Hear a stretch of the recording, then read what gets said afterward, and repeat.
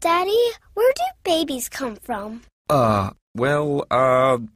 Mommy went to the store. Oh, well, you see, there's a mommy and a daddy, right? Right. And see, when they call Geico, they could save a bunch of money on car insurance. Oh, really? And that makes them happy? Yes, that makes them very happy. That's good. Yeah.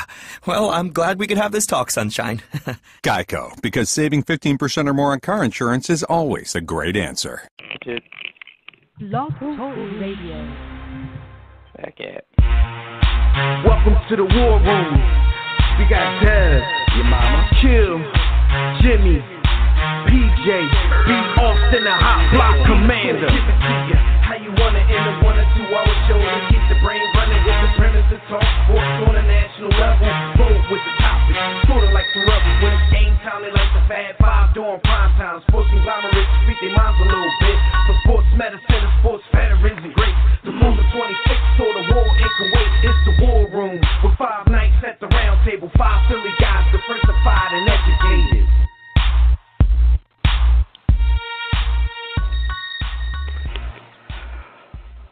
What's good, War Room family? You are once again live in the War Room, brought to you by War Room Sports on the War Room Sports Podcast Network. I'm one of your hosts. I'm Devin McMillan. I'm at the War Room Roundtable with my crew. We got Jimmy the Blueprint and that dude B. Austin. We'd like to welcome you guys to our 8th annual Thanksgiving Day potluck, although we don't know what our listeners can bring to the party this year since we're doing our live broadcast very, very early in the morning. But if you're with us, that's what's up. If you're not, you can listen on the podcast at any given time during your Turkey Day. Either way, happy Thanksgiving, happy Turkey Day, happy Hell Day, whatever your perspective, happy to you. We'll discuss the biggest sports stories of the week, including what's going on in the NBA, NFL, and more.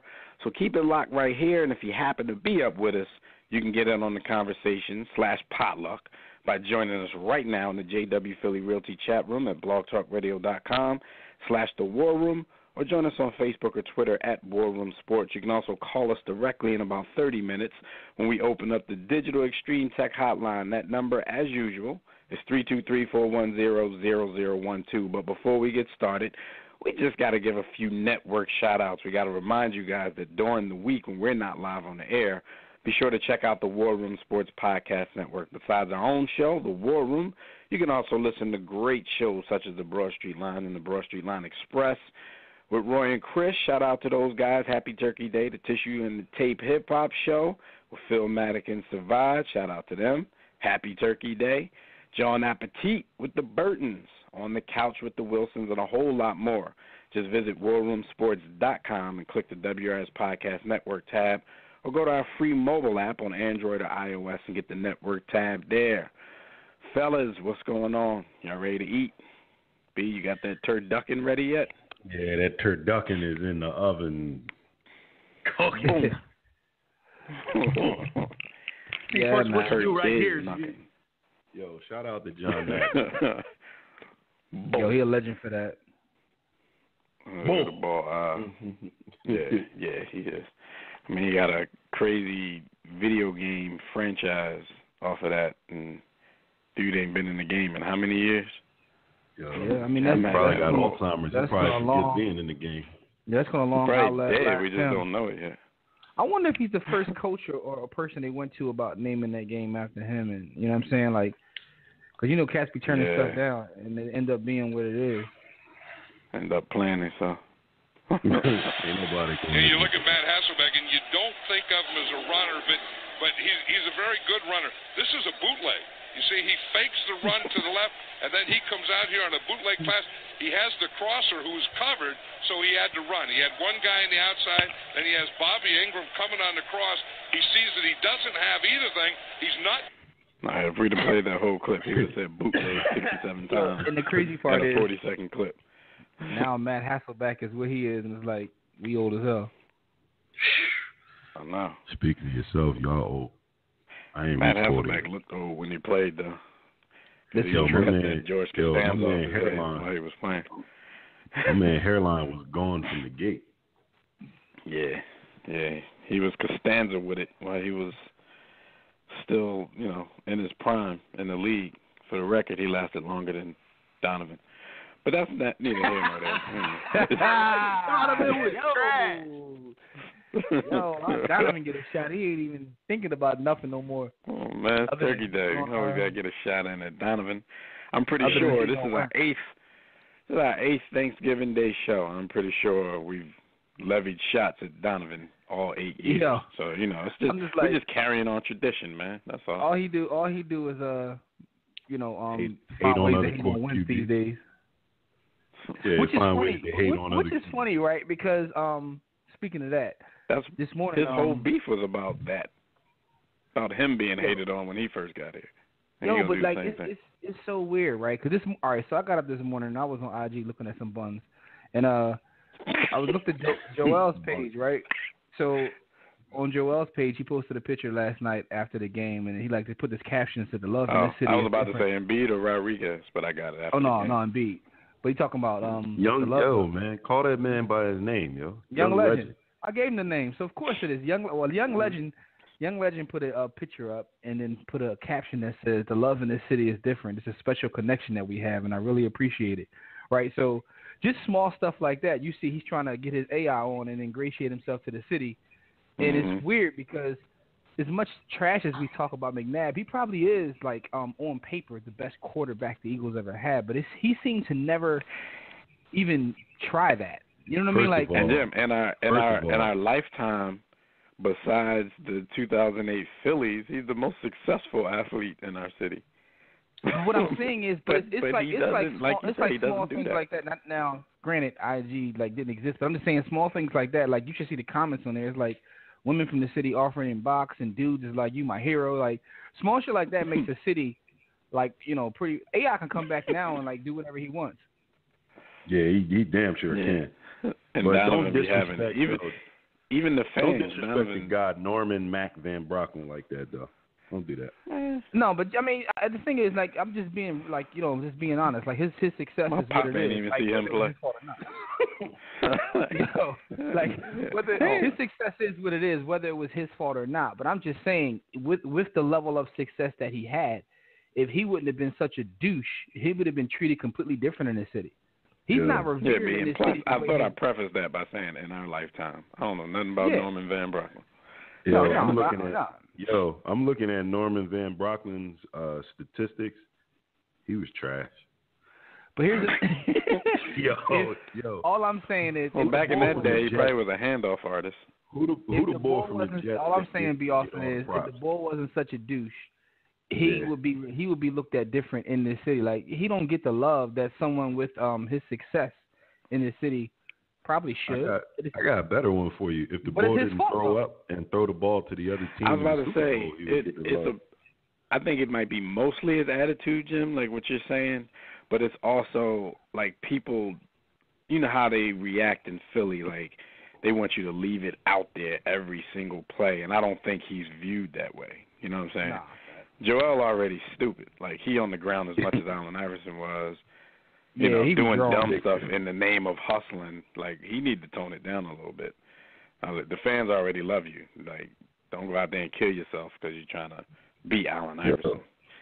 Yeah, we already love you. Advice I'd give to the young your social media ratchetness. Like you ain't got to do all the other stuff. Norman Van Brocklin had a 53% passer completing, and he threw 173 TDs. Yo. 70 and 178 and 178. They getting told on the horn.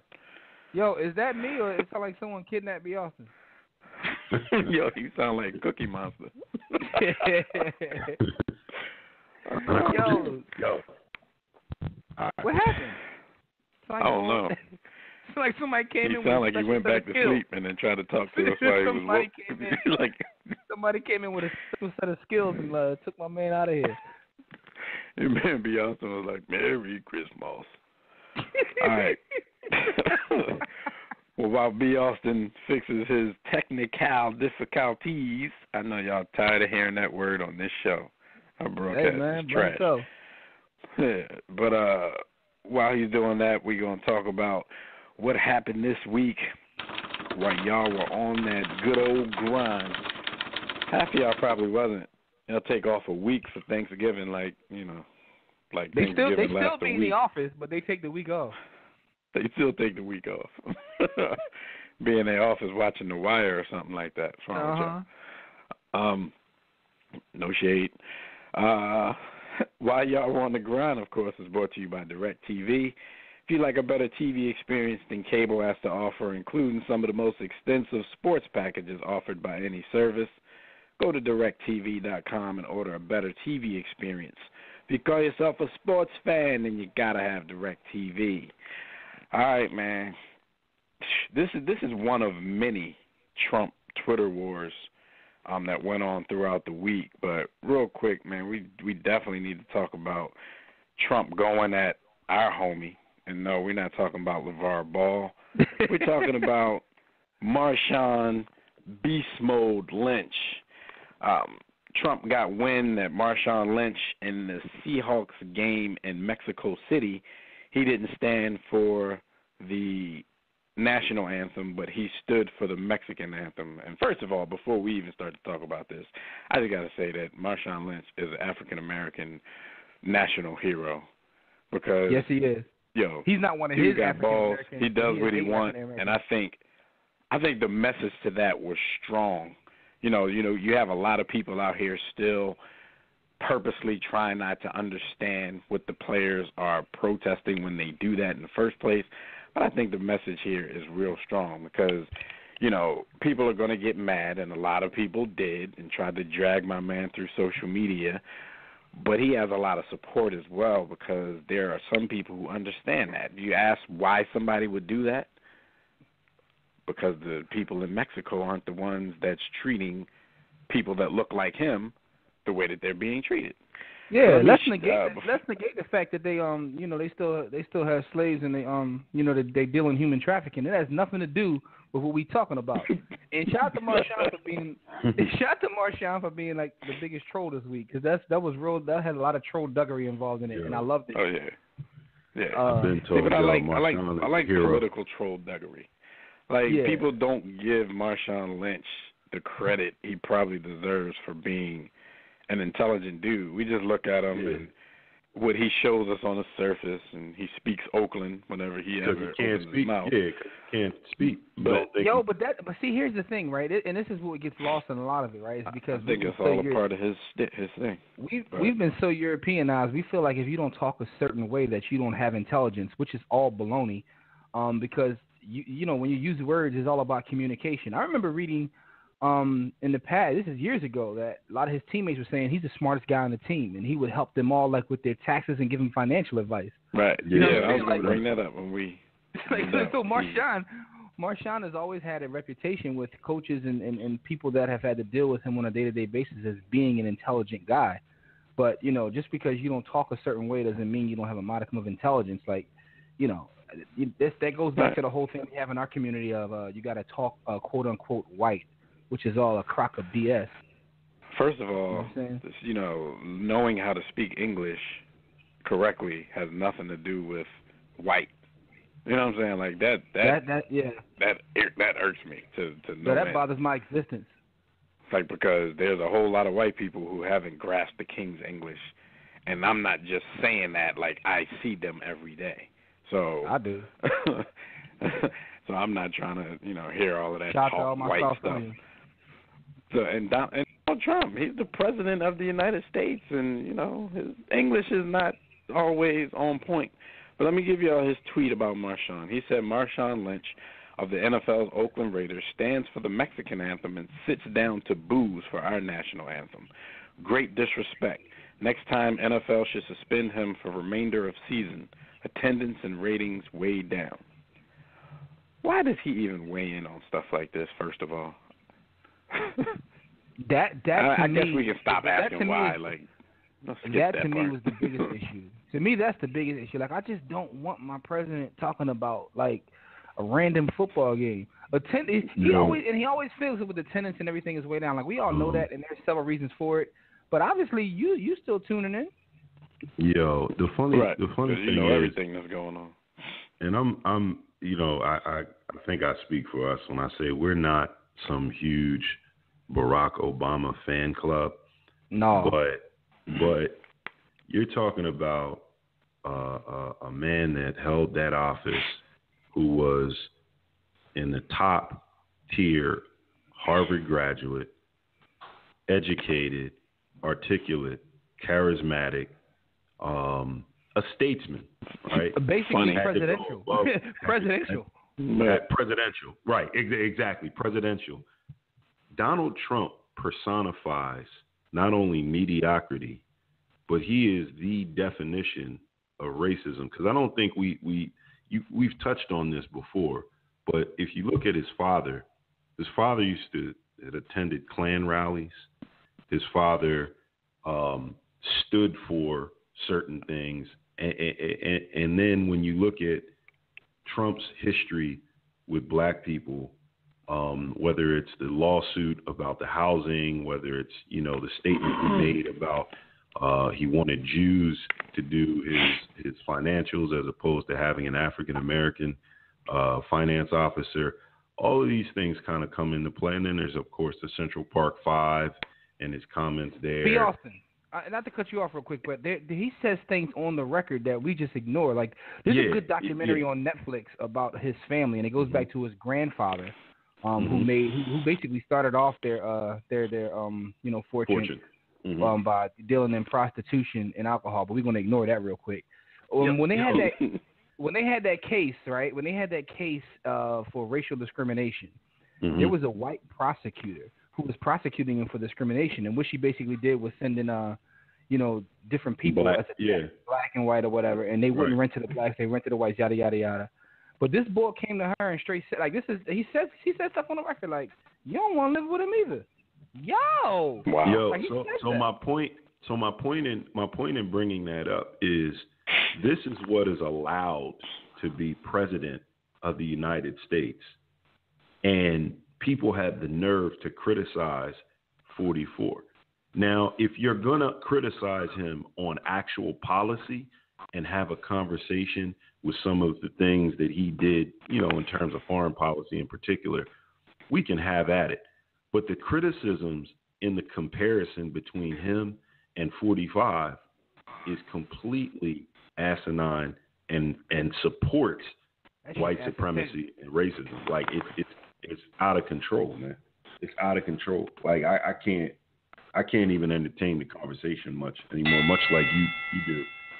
It's interesting to me because I saw an article yesterday talking about how, like, it said basically the article was drawn. It said Donald Trump ruins Thanksgiving, and it said that a lot of people say this Thanksgiving they're not looking forward to the political talk that happens at the Thanksgiving table because those is like people basically are just taking sides, regardless of what's right, what's wrong, what the facts are. It's like either you're a Trump person or you're not.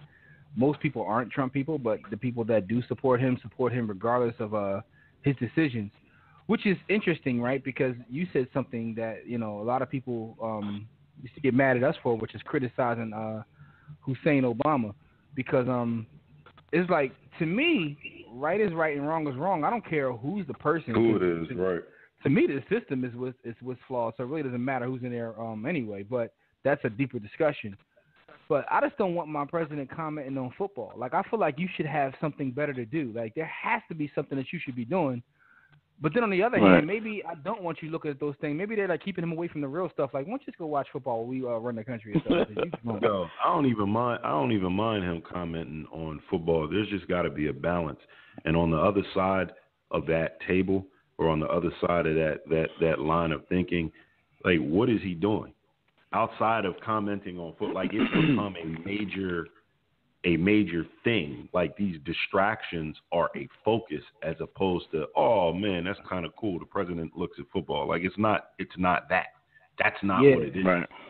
How about this one, B. Austin? I'm gonna give you some more ammunition. You ever peep how my man only talks filthy to black athletes?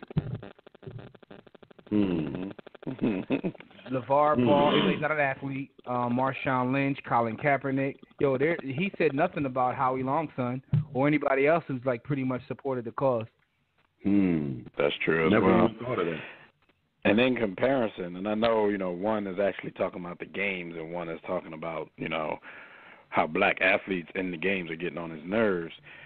remember, there was a lot of criticism about Barack Obama when he would do, which other presidents did when he would do his tournament stuff. And anytime he would comment on basketball or football or something, people were like, why is the president blah, blah, blah. But the supporters of this guy, the same guys who criticized, 44 for commenting on sports, have no criticism that this guy is constantly commenting on sports, and it's divisive commenting. You know what I'm saying? Yeah. Like, nobody in support of him has a problem with that. But that's what's wrong with politics in America. Like, everything is so divisive. You got to be with this group, or you got to be with that group, and no matter what your group does wrong, you got to say in public that they're right, and you got to defend it. Like, that's what's wrong with the country. All his posts are divisive. He has people that support him, right? But you never see him say, hey, well, shout out to such and such for, whatever. Everything is, look at this guy. What a disgrace. I mean, it's like everything is just straight negative and divisive. It's like he doesn't pick up his phone until, like, I need somebody, like, around him as soon as he picks it up to smack it out of his hand, like, stop. Like, you drawing. You know what I'm saying? Like, somebody needs to just take his phone, man. Everything is straight divisive, right? It's sad. And shout out to Barack for commenting on hoops like a real one, because y'all know what I'm talking about. But shout out to Marshawn though, man. Well, y'all know former Congressman and Tea Partier Joe Walsh, who's always on Twitter saying something racist. He's definitely a Twitter troll. He jumped into the fray, and he had something to say to Marshawn Lynch, and this might have been even worse. Joe Walsh tweets, Marshawn Lynch, I won't stand for the country that made an uneducated guy like me a multimillionaire, but I will stand for a lawless country that disrespects our border every day. Shaking my head. Now, like I said, this goes even deeper because, first of all, you're assuming that Marshawn Lynch is uneducated, which is a terrible assumption. Honestly. And then, he's one of these people, again, who dismisses the hard work that people put in to make themselves what they are. First they tell us to pull ourselves up by our bootstraps, but then when we pull ourselves up by our bootstraps, they give all the credit to the country. The country made him a multimillionaire. Like the country was, out on the field with the tackling dummies with him. Like the country was shooting in the gym like they were with shooting these in the dudes. gym. Like, right, like... So, like, what do you want? Like, you can't have it both ways. Pull yourself up by your bootstraps. Oh, the country made just uneducated guy a multimillionaire. Well, Marshawn Lynch, actually has, in college and all of that stuff, degrees aren't the total measure of being educated, but in a sense like this, like he's just dead wrong. Marshawn Lynch has a degree from the University of Cal Berkeley. Like Jimmy said earlier, he's so financially savvy that he's counseled other NFL players on how to handle their dough. He's been taking graduate courses during his retirement, even though, he has enough money with his financial savvy to be a millionaire for the rest of his life. So it's like, like you were saying earlier, Jimmy, it's like people look at it to get more education. Like, really. Right. Right. It's like you said earlier, people look at the cover of a book and they make judgments. But I don't even know if this guy's just making the judgment from the cover of the book. I think he's just making a judgment. This is a black athlete. So we just assume that they're dumb jocks. That's exactly what it is. And he's totally wrong. And you see some of his followers and some of the rhetoric based upon his tweet, and you see this common theme of basically Marshawn should be grateful. And that dropped me up the wall. That dropped me up the wall. And that's, it's like, and yo, you should be grateful that we don't have you in that's slavery. the clearest manifestation of white supremacy is the attitude is the attitudes taken by people like that when they say you should be grateful for where you are right now.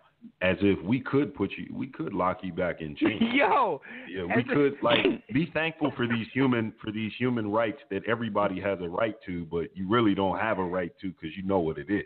And that's the worst part. Like, yo, be thankful for your human rights. Look at what your ancestors had to go through. At least you ain't got to deal with that. Be thankful. Right. At least we back up off that. So what if you get murdered every month? One or two of y'all get knocked off. Come on, man. And that's like a common theme you see based upon that tweet. All that stuff is he's not thankful for the, and like Dev says, the combination of what Dev said and that, like, this country's allowing him to do this, so he should be thankful. Right. Mm-hmm. You know what I mean? It's that whole mentality. Be grateful that the country allowed you to make money because we used to make y'all work for free. And it's kind of weird, right? Because Draymond, Big Welvin had brought up something like he thinks that we should go away from using the word owner when talking about sports.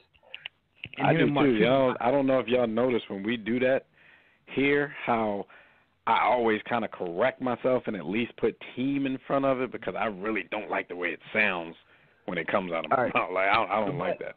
But they $40 million slaves. But even with that Call being them team said, right? CEOs or something. I don't know. Well, yeah, because that was kind of Mark Cuban's thing. Mark Cuban says we own a team, and he was like, and we own equity. He was like, so if you own equity in something, you're an owner. But anyway, so him and Draymond kind of went back and forth. But because I think he was trying to I don't know if he was being smart and is trying to correct Draymond because he also sent a shot. It's like he probably didn't learn that at Michigan State, so maybe that was one of them type things. But anyway, yeah. My point in saying that is it's still weird that in the NFL, and I don't know why. I don't know if it's because of the sport itself, and the sport kind of was a military thing when it started.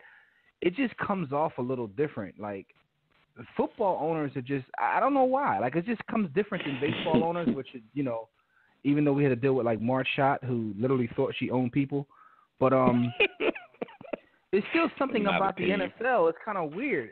And I guess it's maybe the makeup of the ownership. You know what I mean? Because a lot of NBA teams are owned by, it's like NFL teams have.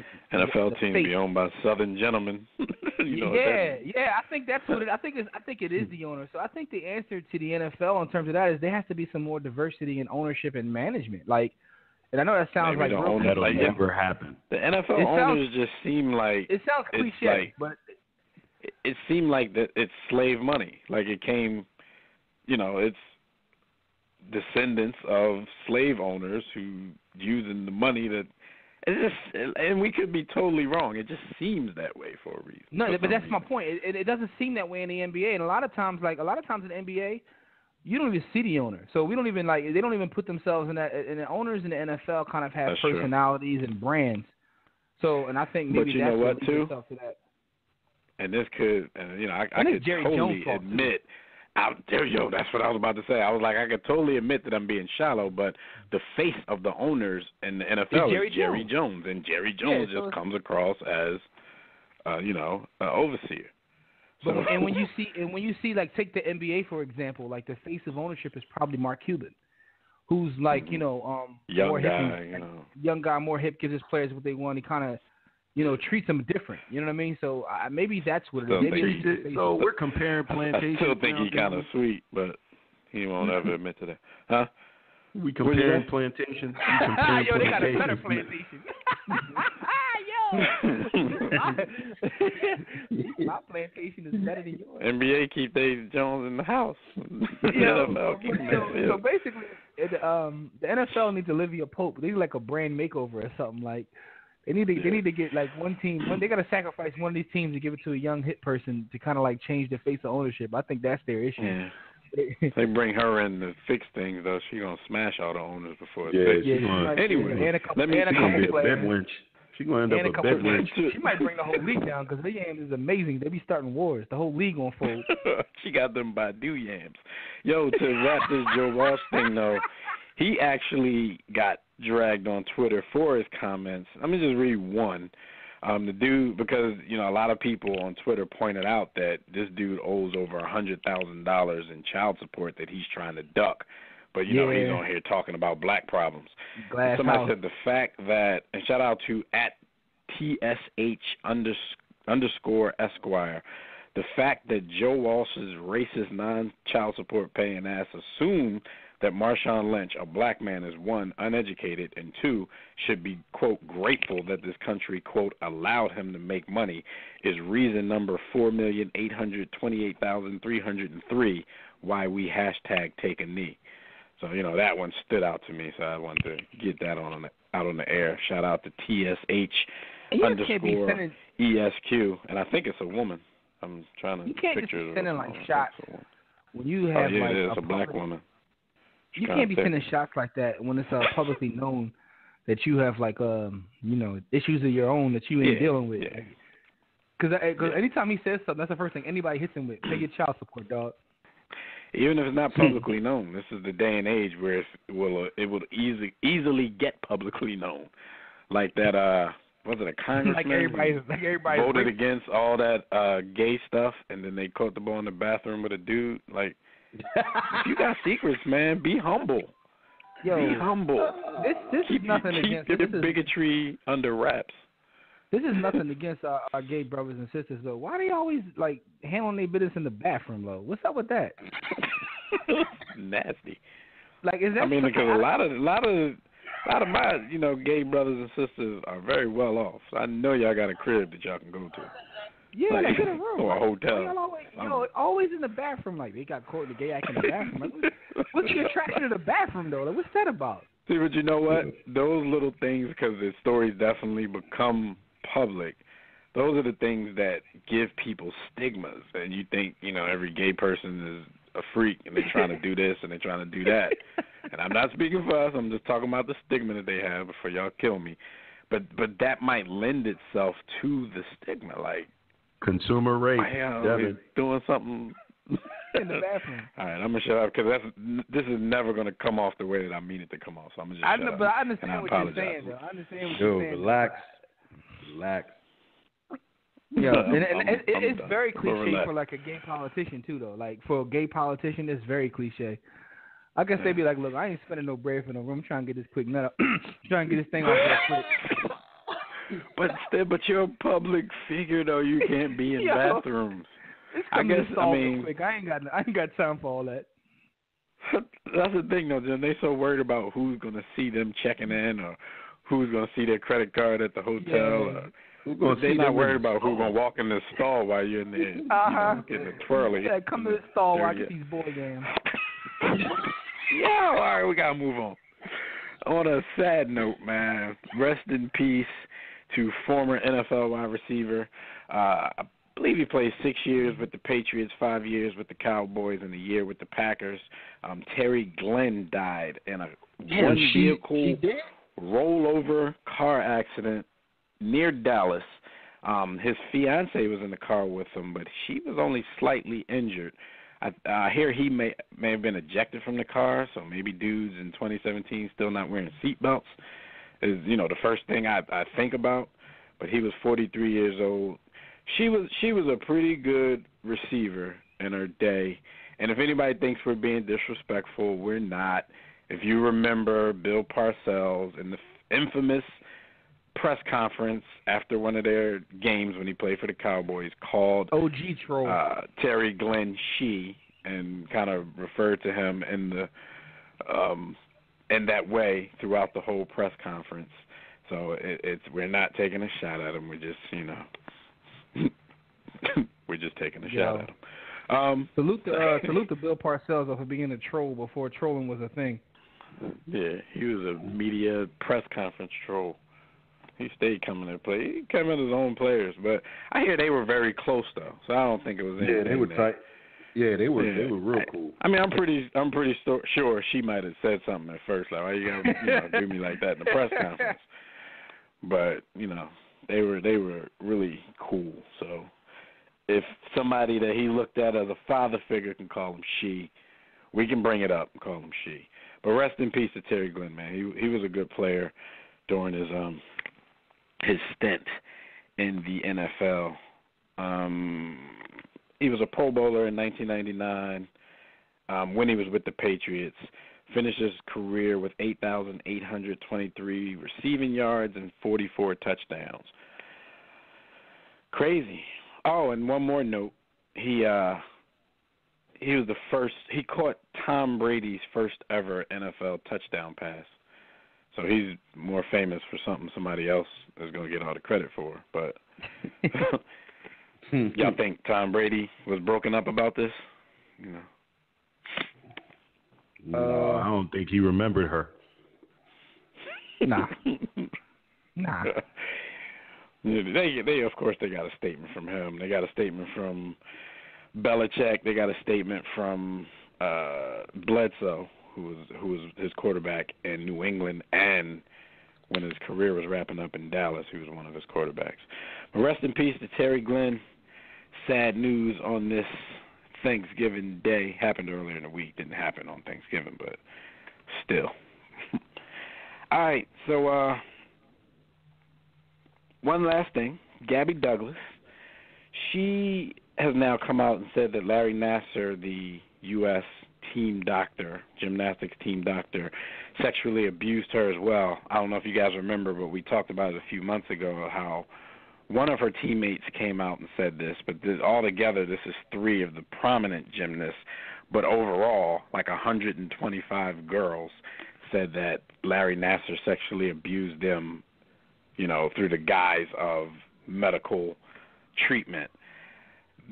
There's a difference with this one, though. Gabby Douglas is kind of getting dragged in the social eye, on social media, and in the media because she's saying this right now. And at first, you know, I went right to the card that we always play. I'm like, oh, when the little black girl say something, then everybody's talking about, oh, she might be just saying this for attention, or why didn't you say this before? Then I did a little bit of research, and I realized why people were mad at Gabby Douglas, because when her teammate, Alexandra Raisman, she tweeted something a while ago. It was a statement about, you know, just because women do a sexy photo shoot or they dress like this or dress like that, it doesn't give people the right to sexually abuse them. And Douglas actually replied to her tweet and said something like women should dress modestly and be classy. Dressing in a provocative sexual way entices the wrong crowd. So they've been going on Gabby Douglas since these comments. So now that she's actually come out and said that Larry Nassar sexually abused her too, a lot of people are thinking she might just be saying that to try to douse the fire that she got from these comments. Either way, or right, and the way I thought about it is, and I saw that, Dev, but it came across to me like maybe that's why she said that, because maybe she was like really, like, I don't want to call them victims, but people who are survivors, a lot of times try to figure out what they did wrong. So maybe in her head is like, you know what I mean? So maybe in her head is like, well, maybe I did it by benefit. And that's true, Jim, because the first thing they said to her was don't victim shame. But sometimes it's the actual victims who indirectly victim shame because, like Jimmy just said, like they're wondering, what did I do to make this happen to me? Just akin to the politician you just talked about who was always talking trash about, bathroom behaviors, but he got himself in some bathroom behavior. Man, way to be empathetic and compassionate towards Gabrielle Douglas, and then follow it up with a inappropriate joke, brother. That was amazing. That's what we do. Because so much of society is going to lack empathy. So much of society is going to lack empathy and compassion for that young lady, and we know why. We know what it is, but I looked at it that way, like. When I read it, I immediately thought, oh, man, I connected the two and said she blames herself for what happened to her. Like that was my immediate thought, like she's blaming herself at some level inside. And so being sensitive to that is vital. And then the other thing that I had, I never believed that the victim or survivor, choose your nomenclature carefully, but whatever, is at fault for what happens to them. I never believed that. Like I'm always open to having a dialogue that has empathy and compassion as the filter, and I believe that that's vital to healing those that suffer through that horrendous type of act that's perpetrated to them. But I also want to say, having a daughter, I want her to be aware of her surroundings and what certain things may evoke. So it's like it's a thin line that I kind of walk, because I don't have a problem with what he said. I don't know. The Cookie Monster's back. The Cookie Monster's back. Yo, and to be off this point, he went right where I was about to go, Jim. Right. Now I was just going to say that I don't have any daughter, but I can understand that point too. But I often think when people say, "Well, she dressed that way," like, how does someone dressing that way mean that they want you to enter inside of them? Like, what is? How does that work in your head? Like how does that? I think that's totally ridiculous. I think that's totally ridiculous. The line I was going to draw, and it was similar to what B. Austin was saying. It's like having daughters, like what you will teach them, and it's not even about dressing. For me, it would be more about, okay, like he said, surroundings, or putting yourself in precarious situations. Like I said, I wouldn't victim shame. I definitely wouldn't victim shame my own daughter, but there would be the father in me would be like, okay, let's not be naked in somebody's hotel room voluntarily at 2 a.m. You know what I'm saying? Like, a person thinks that's inviting right there, even though, we live in a day and time which no means no. That was if you say no, even though you're naked in somebody's room at 2 a.m., then obviously not in Hollywood. Dudes they're supposed to respect that. Definitely not in Hollywood, but dudes are supposed to respect that no matter what. But as a father talking to his daughter, so nobody jump on me about, whatever else. I'm talking about what I'm going to tell my daughters. Just don't be naked in somebody's hotel room at 2 in the morning and have to say no. Let's just not do that. Period, because I don't want to have to risk my freedom. I don't understand that logic, and dudes be like, well, she shouldn't have wore that. Like, so because she wore what she wore, that means that she wanted you to go in, like, huh? Like, where you learn this? I mean, but we've seen it, Jim, and what were we discussing the other day? Somebody brought it up, and we kind of agreed. Like, we kind of grew up and were kind of raised on rape culture. Man. Yeah, it was it's definitely a thing. Y'all remember, we used to be down, like, South Street in Philly when we were young, and chicks used to walk by, and dudes used to, like, grab her arm, touch her butt, and all that kind of stuff, and thought that was cool. Like, like whoever, I forgot who said it, but whoever said it, like, that's exactly, like, we were raised on freaking rape culture, and I'm not saying we did that. I'm talking about the dudes that, we definitely were, because I remember even younger than that, when you were real young, before you probably even, got any punani, like, when you were young, you just pinched a girl's butt if you liked her. Yeah, you just copped the feel. Yeah, just pinched her butt. That's rape culture, man. Who told you that was cool? That's sexual assault. And as we know, dudes are going up for that right now. Dudes are losing careers for that right now. Jimmy pinched my butt in 6th grade. I'm going down, yo. That's what I told y'all last week, though, when I told y'all I was going to go to Hollywood and shoot my shot since they're running out of actors. But, somebody probably will tweet that. 4th grade, they've pinched my butt in the hallway at Ivy Leaf. And then I'm next. Oscar, would you say, Jim? Oscar so rapey? Oscar so rapey, man. Yo, man. This is crazy, man. Like, and I know we're going off on a tangent, because we're like 15 minutes behind schedule. But we want to send Gabby our thoughts, but this is going so crazy when you see Charlie Rose straight get fired, like, and when it first happened, I was in shock because, like, Charlie Rose has literally been on TV since before I was born. But when you read the stories of stuff that he was getting into, it's like, he left them no option. like some of these dudes that you hear the stories about, it's like, he touched me inappropriately as I walked by, and then some of them is like, he threw me on the ground and just, like, you know what I mean? Like, Charlie Rose is basically just out there trying to brew the yam on his job. Charlie Rose show. You want to work on the Charlie Rose show? You got to back that thing up. All right, so that's what happened this week. while y'all were on the grind. And, then this year is definitely crazy, man. Everybody is getting their freak flag exposed in 2017. Yeah. And shout out to Byron Woodson, 254, who yesterday said 2016 everybody was dying. 2017 everybody is a freak. He said, so we don't know what's going to happen in 2018. Dev had a theory, but I ain't going to repeat that. I got a theory, but we'll talk about that later. All right. I don't know where the hell B. Austin went, but Jim, you want to give some quick birthday shout-outs on some Hell Day birthday shout-outs? You muted, good brother. Damn, my bad. Yeah. I was rapping like a man.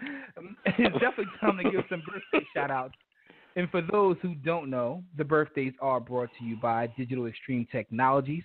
Do you or your business need a custom website? Well, for dynamic, professional, and most of all, affordable custom website solutions, holla at Digital Extreme Tech. You don't have to break the bank to get you a good website, and you don't have to go to get you a Wix site and look like a noodle or someone who sells flesh pleasure. But what you do is you go to digitalextremetech.com or call 267-205-4203 and say, yo, I heard this on the War Room, and, you get a discount. Time to get into these birthdays. Yay! First birthday is one of Safa Powell, who turns 35. Safa Powell, and B. Austin still working on his mic. I'm pretty sure he would have had something to say, being the track aficionado that he is. But I don't. Yeah. Shout out to the Jamaican speedster. Yeah, pretty much. I got nothing on this other than B. Austin, get you at. Yo, I don't even see you, beloved.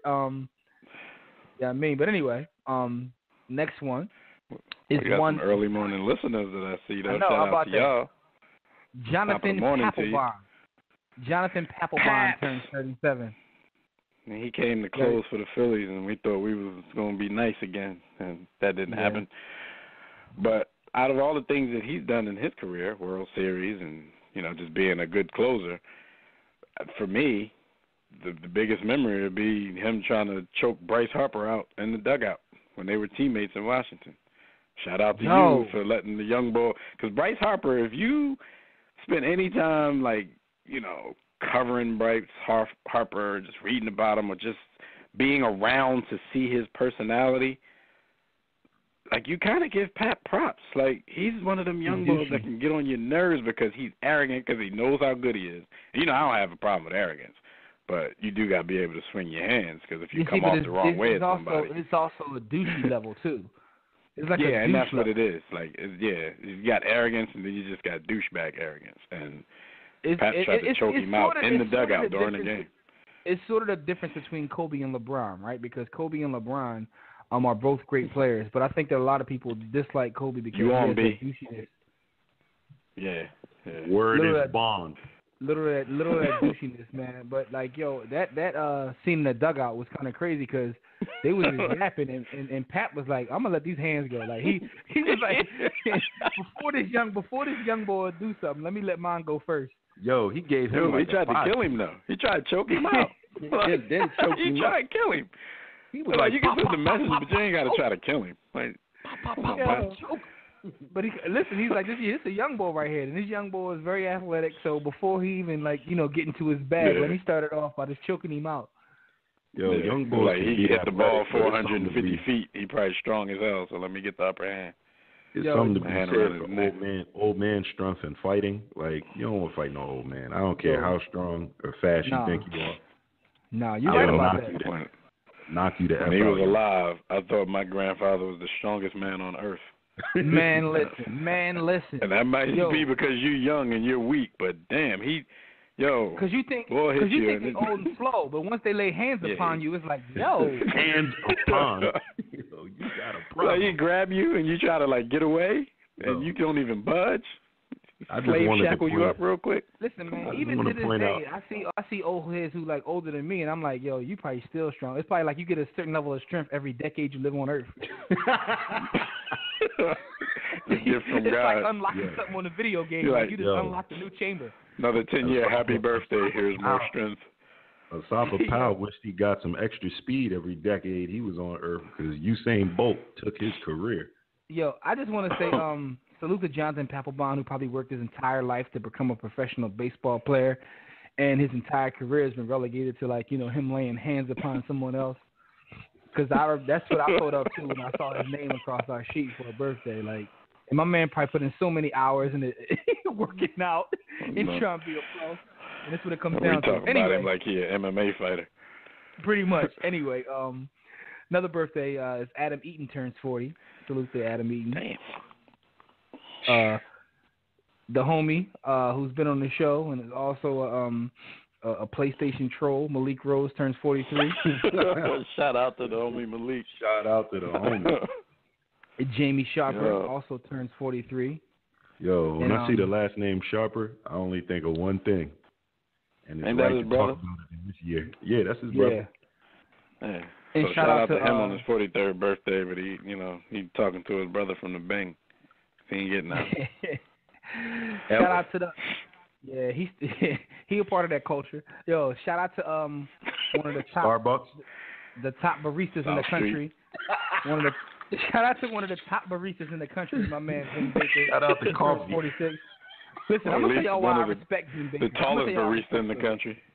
I'm gonna tell you why I respect Vin Baker, right? Because first of all, Vin Baker is a hell of a player.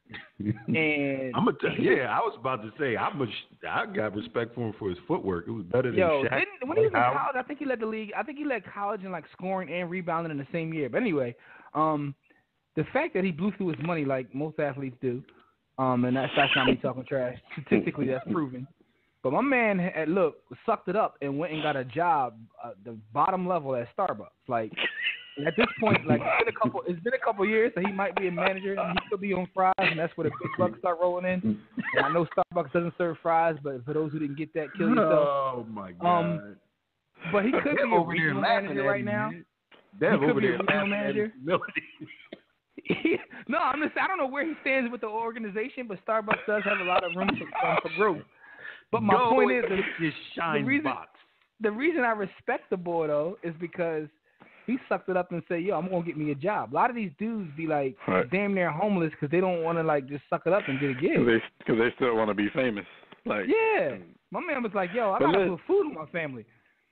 Starbucks is a good place for him, though, because if you think, Starbucks is that new age thing. I think most of the crowd is millennial adults, though. They got jobs and stuff.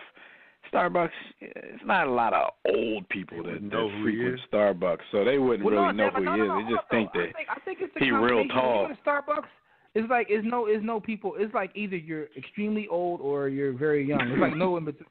So it's like a lot. So you're either retired or you. It's like a lot of those professor types. And either one of those demographics won't know who he is based on. I was about to say, but that was my point. Old or young, they probably don't know who he is. You know what it is? Like, damn, it's extreme liberals. It's extreme liberals 6'10". who want free Wi-Fi. That's what it is. So you have like it's better than if Vin Baker goes to Walmart, like people are gonna know who he is. There's a lot of NBA fans that shop in Walmart. So it's probably NASCAR fans too. But they probably look at him like he's an alien, like you've never seen a 6'11" barista before. But it's a lot of those like professor types who wear like the sweater vests and like khakis, or the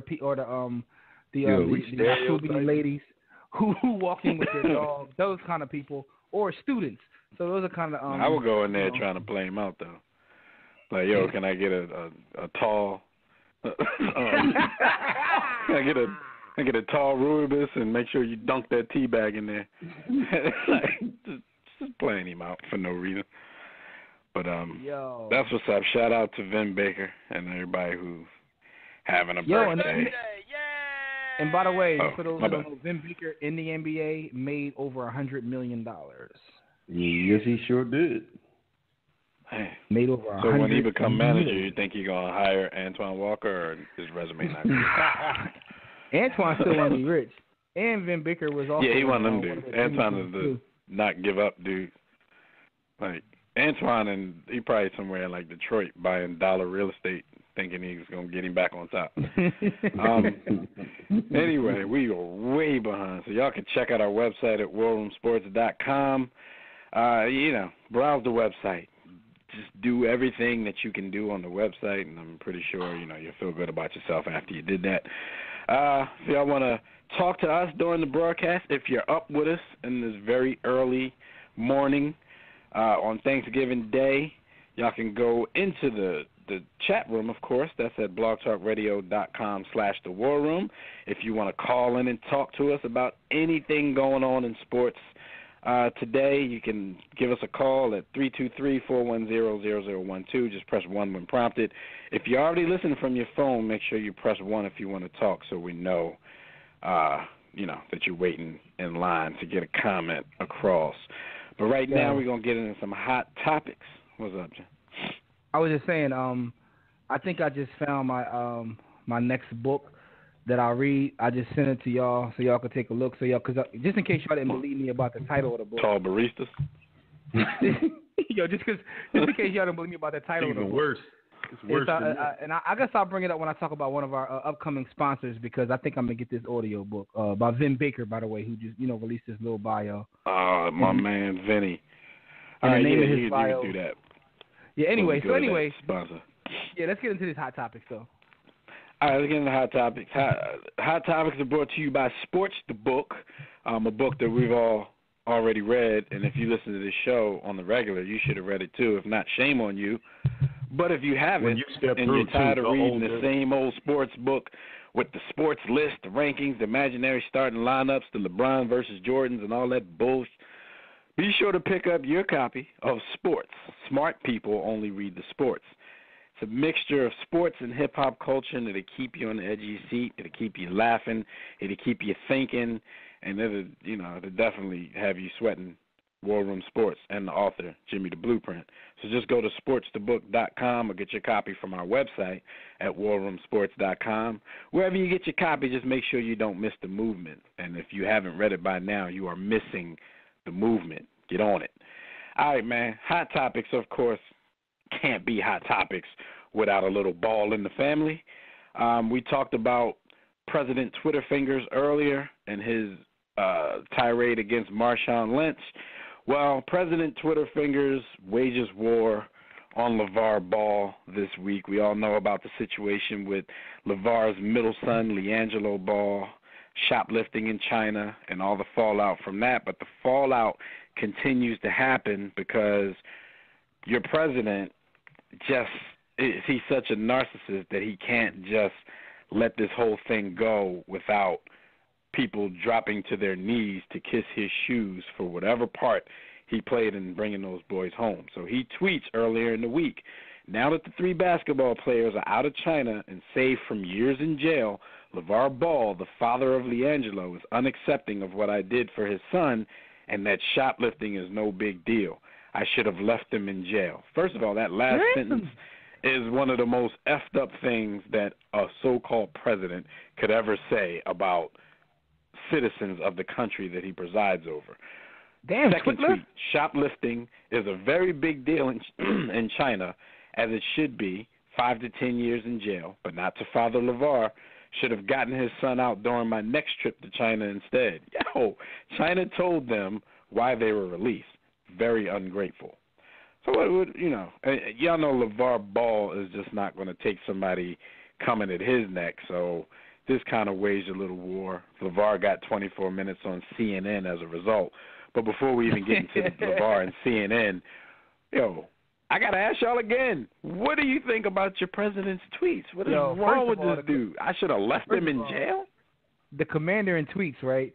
So you're saying you should have left them. I should have left them in their luxury hotel. You're saying I should have left them over there because their father didn't say thank you. Like, these are kids, right? These are kids that did what they did, and so it became a systematic thing. So even if we assume that you had anything to do with it, which can be questioned to begin with, only because he lies so much as it is. If you didn't have this reputation, plenty of people wouldn't bat an eye. Like, okay, the president, while he was over there, did work. And he doesn't have his facts straight. Like, he made one comment on one tweet talking about, I should have left him over there so his father wouldn't have the NBA money to live off of, or something like that. And I'm like, he's not an in the NBA contract. He's not even the one that's in the league. What are you doing? So that's what I'm saying. So like, it's he's in college. It's even questionable whether he had anything to do with it. But let's just assume he did. Even if he did, like, so you should have left him there because his father didn't say thank you. Like, should his grandfather also say thank you?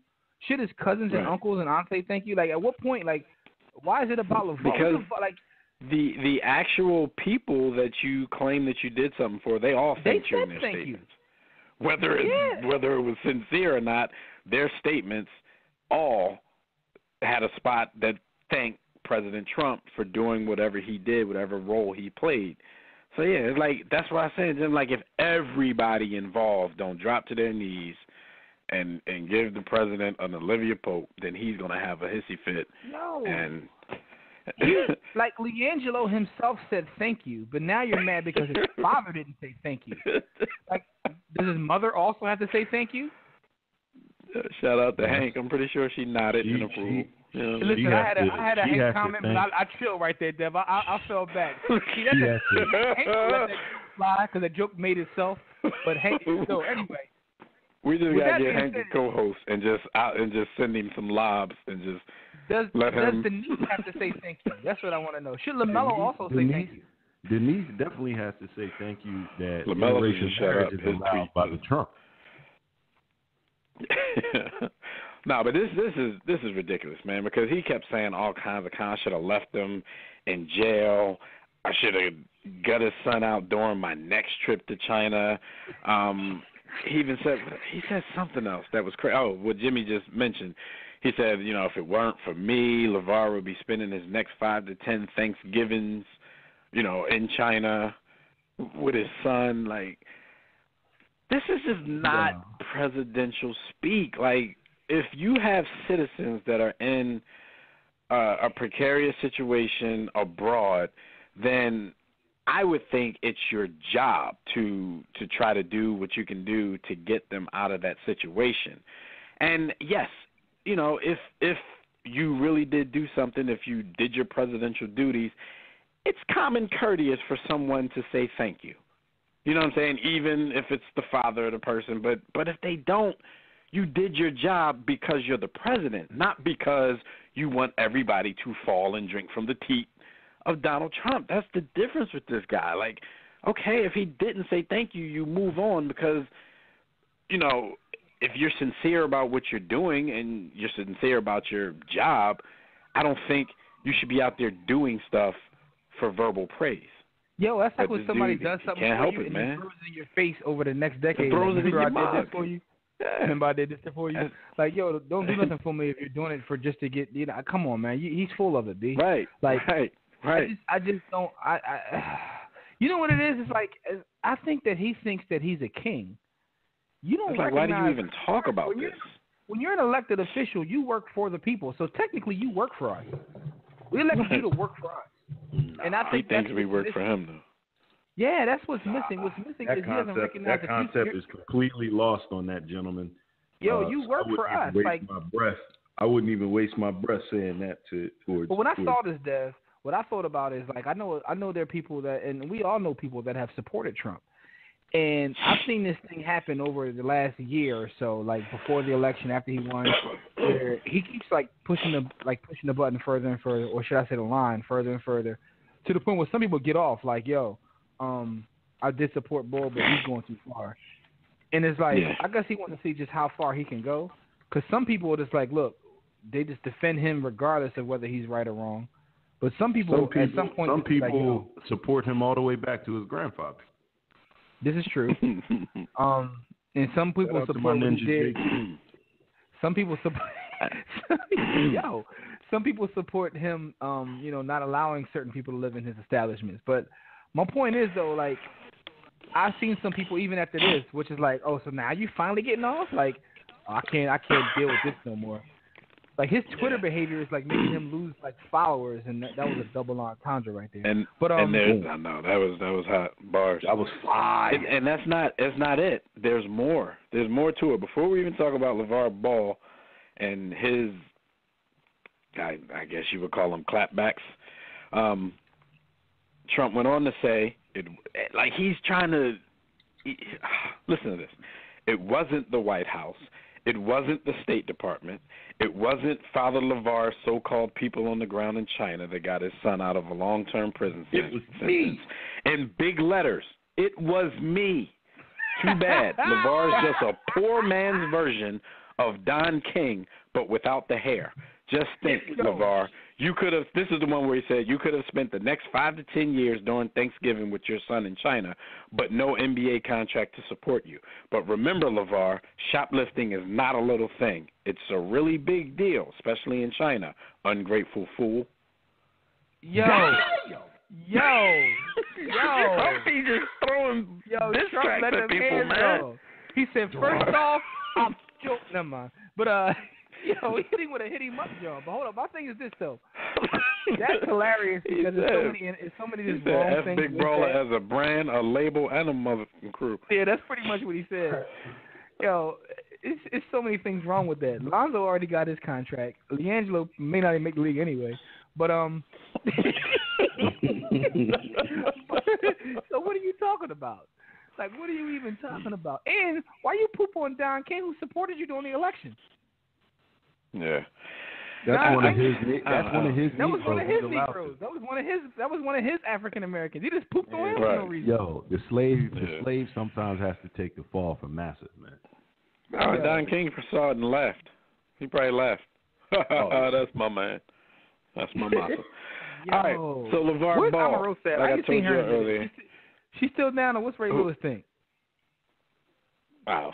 I don't know, man. Talk to his African Americans. But LeVar Ball got 24 minutes on CNN with Chris Cuomo about this whole Trump situation. And, you know, shout out to our homies and loyal supporters, but I'm never listening to y'all again. Like the people who made me watch this video, I forgot. I had a lapse in judgment, and I forgot that y'all are like LeVar Ball family members before I did it. So, that, you know, I went in thinking LeVar made some good points. Thought maybe he was going to be on CNN, so, you know, he was going to hit Trump with the I don't know what I thought he was going to hit him with, but, yo, if any of you people out there know who I can call, where I can visit to get that 24 minutes of my life back, please let us know. You can call in 323-410-0012. Let me know if you know of a place where you can get time back for the time that you shouldn't have wasted. I pretty much think I'm short. But what did you guys think about this interview? Like, I thought it was hilarious. It was so strange to me, man. It was very strange, but I tell you, I laughed at it because I felt like the guy. And forgive me, you had to laugh at it though. I call him Google Chrome. I'm gonna call him Google Chrome because that's what VAR called him. That's what VAR called him. Chromo. Google Chrome was like pretty much setting him up with lobs. Like he was giving him opportunities to say like kind of what we said, like, yo, there's no proof that he held. Like some of those things he was giving him like lobs. And he just wouldn't take it. Shout out to our War Room Sports Game Time group. Did you see LeVar's nephew say he was saying set up in a different way? Like, man, white boy kept trying to set him up. Like, no, I think he was trying to set him up to, you know, to basically destroy the president. Because if you ever know, you know, if you've ever watched Chris Cuomo, like the president doesn't like him either. Yeah. Because of the things he says. So he definitely wasn't trying to set LeVar up in a bad way. But LeVar kept disrespecting him while he was giving him lobs. Yo, here it's like here's my Thanksgiving analogy. It's like Google Chrome was like putting the mac and cheese, the greens, you know what I'm saying, the yams, the turkey on a plate and putting it right in front of VAR, and VAR just knocked it out of his hand. Like, I don't want to deal with that. Like, yo, I was about to say he was throwing him lobs and LeVar was like blocking him like he was on defense. Like, he was throwing up all lobs, and VAR was coming down with the lobs like Gordon Hayward. Never mind, too soon. But he was disrespecting him while he was trying to help you disrespect the president. He was throwing lobs to the president, and Bull was like, so why you care? Huh? Yo, VAR was acting very childish in that job, which made it funny to me. First of all, of course it was funny, but I was still like, come on, man, VAR, you got to represent better, man. VAR got to take care of them pissy teeth, for one. If he's gonna be on TV for all the time, y'all buying Ferraris and Lambos, you can call it a good doc. What's the doc from that hooked up? I forgot his name. 52 Savage. He can get the crest white. Call the crest Breakfast white Club, John. man. Or get your teeth bleached. Yeah, he ain't got to call Get it your that. teeth bleached. Yo, my man is on CNN with pissy teeth. But anyway, if you're gonna be like you, open his mouth like, and the sun shine through. But my thing is, he was setting you up and you taking shots at him, and he was acting very childish. Like, so why you care? He was acting so childish. Why you care? I'm like, VAR, you got to represent better, man. Because even the people, you know, I don't know about B. I don't know where he stands. But even people like me and Jimmy who have criticism when it's warranted, we don't want to do anything but see LeVar win. You know what I'm saying? The criticism that we spew is only because, we don't call off no man. Nobody's above criticism, even if we on your side. But he got to represent better, man. Yo, you either got to go up there and just I think B just want to give him hands. Or you got I to think go up B there, just want to give him hands. and just be mad disrespectful, like a la Cam and Dame Dash, who at least gave us some quotables when they went to disrespect O'Reilly. Right. Like, you gave us nothing at all. Like, you just went up there and was why you care? But yeah, that's what I'm saying. Be disrespectful to Trump. Like, why are you being disrespectful to Chris Cuomo? Like, why would you even come on the interview with him if that's how you were going to act? Like, I could see if you were on a interview with Fox News. But as far as Trump is concerned, like, Chris Cuomo is fake news, and he's a part of the fake news media. So y'all could have been, if you would have took them lobs the right way, they could have teamed up and at least made for some interesting TV by disrespecting the president publicly. I knew it was trash. LeVar switched it up on dude. I knew it was trash when I first cut it on because he didn't have a big baller shirt on. So my thing is, you can throw the name out there, whatever. You should at least have the big baller T-shirt on, like you always do any other time we see you. My man had the. So if he switched up his dress, but like what are you gonna do? Are you switching his dress to talk like represent. that? Come on, man. Yeah. He could at least said tell Trump to stay in his lane. Like that would at least been fire. Yeah, no doubt.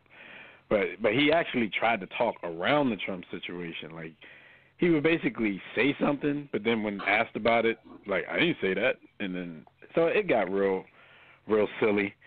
But, LeVar got in front of those cameras again, and he got his free exposure. And we'll mention something about that in a few minutes as well.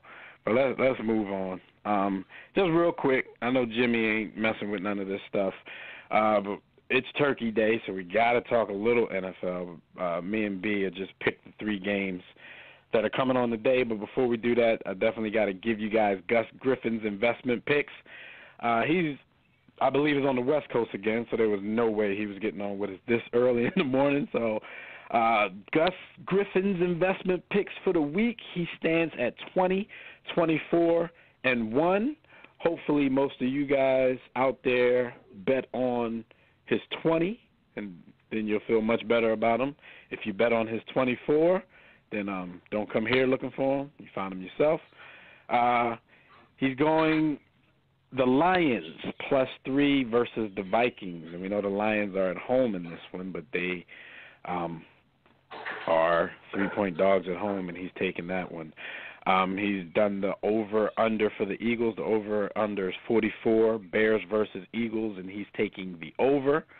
I'm assuming he's thinking the Eagles are going to score at least 38 of those 44 that he took the over on, but I think that's a pretty good one as well. If I was a betting man, I'd take the over on that as well. Cardinals +5 versus the Jags, and then he's taking the Raiders -5 versus Jimmy's former Denver Broncos.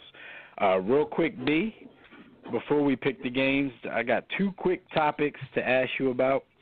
The Chiefs went out and got some help at cornerback because they've been having trouble with their 3rd cornerbacks and 4th cornerbacks. So they went out and signed Darrelle Revis, who's one of the greatest of all time, but who was, unemployed throughout the first 10 weeks of this season. Do you think it's possible that he's in enough shape to help the Chiefs in any significant way? Chiefs seem like they're getting desperate now. They were once the best team in the league, and they had a spark when they started. Now they're calling Darrelle Revis for help. Like, can he help? I know he's smart enough, but can his body still do it? I am unsure whether Darrelle Revis would. I don't know. You know how when some guys are trying to get a job in the NFL or professional sports in general, they make it public that they're working out. They make it public that they're in shape. At least Antonio Cromartie was making the rounds on the little sports shows telling people he was in shape. He wasn't going in ocean water in 2 feet of water looking all greasy and throwing a football around. But he was telling people. I don't know what Teddy Pendergrass, a.k.a. Darrelle Revis, has been doing with himself. But, I guess 6 months ago, he was on a roster at least. So hopefully he hasn't fallen completely out of shape. And you would think if the Chiefs brought him in for a workout, they saw enough in his conditioning to say, yeah, you can cover the third or fourth receiver for us. I don't know. I don't know that this makes the Chiefs a legitimate wild card contender at this point, let alone playoff contender and Super Bowl candidate. I don't know. They're still leading the division because the division is pretty much trash. The division is the division that everybody thought was going to be good. But don't sleep on my pick. I was getting laughed at. By the time the Chargers played the Giants, I think they both hadn't had a win. And I actually picked both of them to win their divisions. But the Chargers are 4-6 now and look like the team with the most momentum in that division. They're still 2 games behind the Chiefs, but I'm just throwing that out there just in case. But no, let me give you a quote from Revis and then a quote from Andy Reid so you can see the thinking and the mind state of both parties. Revis says, in regards to what brought him back, he basically said, it's the fire. And he wants to fuel that fire. He has a fire to play the game at a high level. Let me read the exact quote. Stop making stuff up. He said, the reason for me returning is the fire I have, the fuel I have to continue to play this game at a high level. My role is to help win whatever is best for the team, whether my position is playing a few downs or playing in the slot, wherever coach wants me to play and feels he can utilize me to help win. Then when they asked Andy Reid about it, he said, you're talking about one of the all-time great players at that position. It's a matter of getting him back in the swing of things. I would think his role would be to step in and be a starter. So Andy Reid sounding way more thirsty than Darrelle Revis is, and Darrelle's the one that needed the job. Yeah. So Reid basically said, let's see where he's at. I told him the same thing. There's no hurry. He's a veteran guy. He looks like he's in good shape. He's been moving around, working out. So we'll see. Like Andy Reid thinking, Darrelle, I'm bringing Darrelle Revis in here. And Darrelle has always been very, very, at best, wise with his money, at worst, miserly. And he is always down to go get 2 things, a bag of money or a check. So I have to – and now looking at the financial structure of this deal, the Jets are still on the hook for his guaranteed money. And so when they picked him up, it's actually the Jets that will pay the $6 million owed to him in the 2017-2018 season. So it zeroes out unless the Chiefs offer him additional money on top of that $6 million, which we don't know the actual terms of the deal.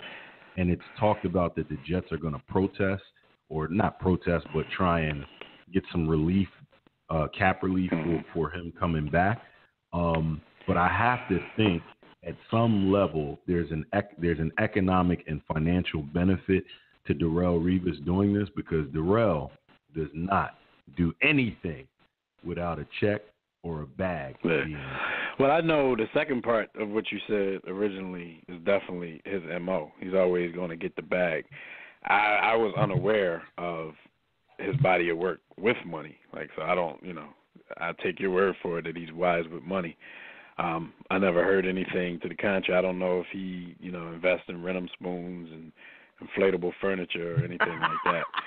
So I'll definitely take your word for that. But it'll be interesting to see how this whole thing plays out. And one more thing before we just pick these games real quick that I want to ask you about, and Jimmy can actually weigh on this too, even though he's not watching football. You know, we still inundate him with what's going on in the league, and you know, he still reads the sports, so he knows about this situation. So from a certain standpoint, he could definitely speak on it. The Buffalo Bills, in the middle of a playoff run, while they were actually sitting in a wild card playoff spot, decided that, you know, even though the defense basically forgot how to play football, that they were going to bench Tyrod Taylor, who hadn't played great, but hadn't played bad enough to be benched. Hadn't played especially bad when the team was in playoff contention. They were in the playoffs. He decided to go to Nathan Peterman, who I believe was a fifth-round quarterback. We don't call him Nathan Peterman. We call him the Peter Man. I'm not going to call him that because Corny Bomani was calling him that all day. The Peter the Man. Other day. So Nathan Peterman, fifth-round rookie quarterback, McDermott decides to outthink himself, or somebody above McDermott made him make this move. I don't know what it was, because for the life of me, when it first dropped, I had no clue what the Buffalo Bills were doing, what the Buffalo Bills were thinking, why they would do this. So they go to Nathan Peterman. Nathan Peterman promptly jumps into the game and throws 5 interceptions before the end of the first half. Immediately. They go back to Tyrod Taylor for the remainder of that game, who comes in, plays pretty well. And, I mean, they got destroyed because once you give up the ball 5 times in the first half, like, there's not much of a chance for you to salvage it, even if you put Jesus in the second half. But now they're going back to Tyrod Taylor as the starting quarterback. What do you guys think of this? And put yourself in Tyrod Taylor's shoes. What would you think? What would you do, if anything? If not, just play the good soldier. If not, like, what would you do in this situation? I mean, you got to go out there and play. Like, you can't right. be the angry Negro and be like, I'm just not playing because it'll affect where you're gonna go next. Exactly. So he's being smart about it. You know, I know he's probably uneducated and should be thankful that he's allowed to make money in the NFL. Shout out to Joe Ross. Pay your child support. But at the same time, I think that he played it right. The Peterman, in his first opportunity, so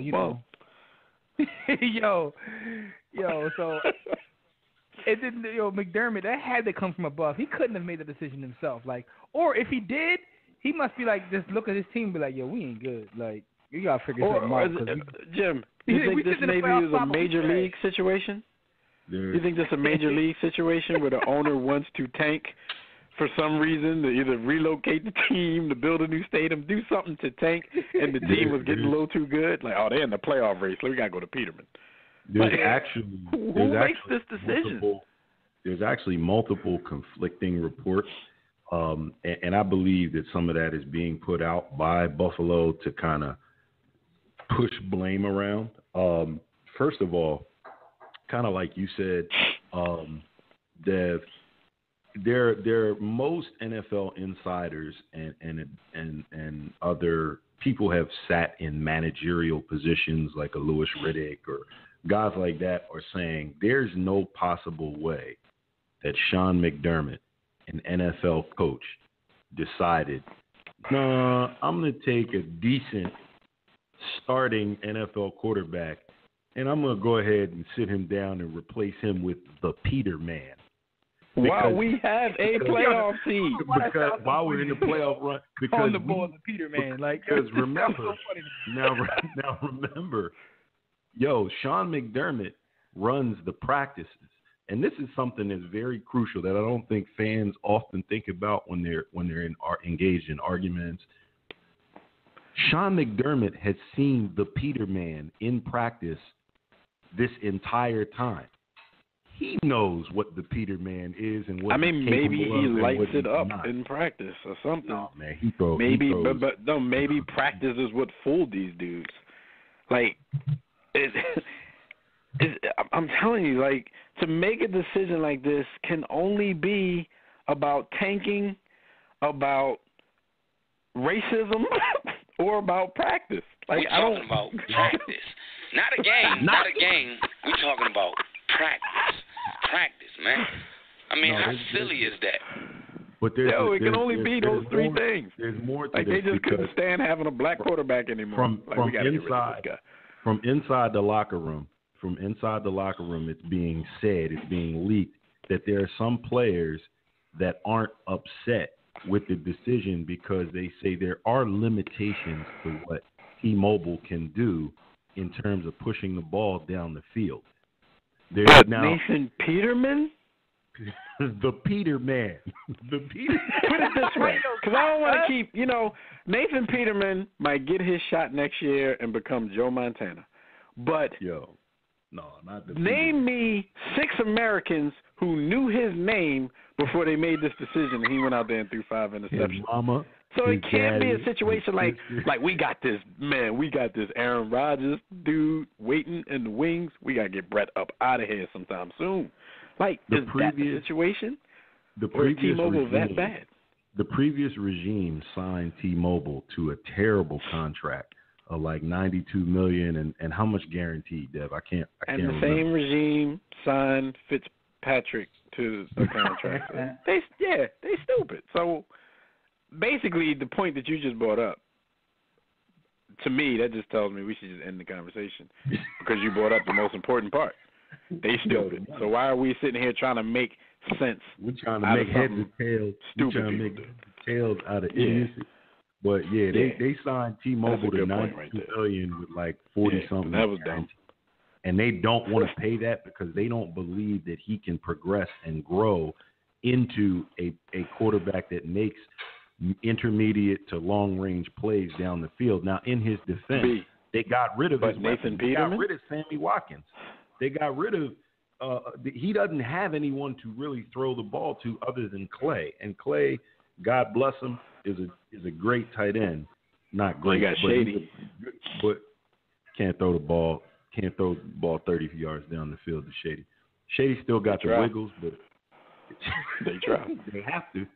That's all they got. I mean, they're gonna try. Shout out to but Shady. that goes back to the point that you made by asking about by mentioning the contract. They stupid. Yo, shout out to Shady who fights police brutality in his own way. Yo, we got we got one of our brothers on the line who wants to weigh in on everything. We got some early morning. Yeah, up early in the morning.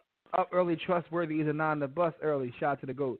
Let's bring on the homie Vibe from Tissue and the Tape fame. Vibe. What's going on? What's going on, fellas? What up, Vibe? Hey, what's up? Happy Turkey Day. Man, happy Turkey Day to you guys, man. Happy Hell Day. Oh, your holiday, Hell Day.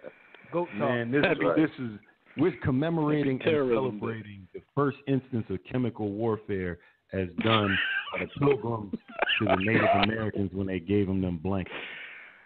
Poison their teeth. But we eat some good ass food though. We eat some good ass food on. Like I tell people all the time, man, I call this mac and cheese and yams. Yo, isn't it magic when the mac and cheese touches the yams? Never mind. What's good, brother? Double it down.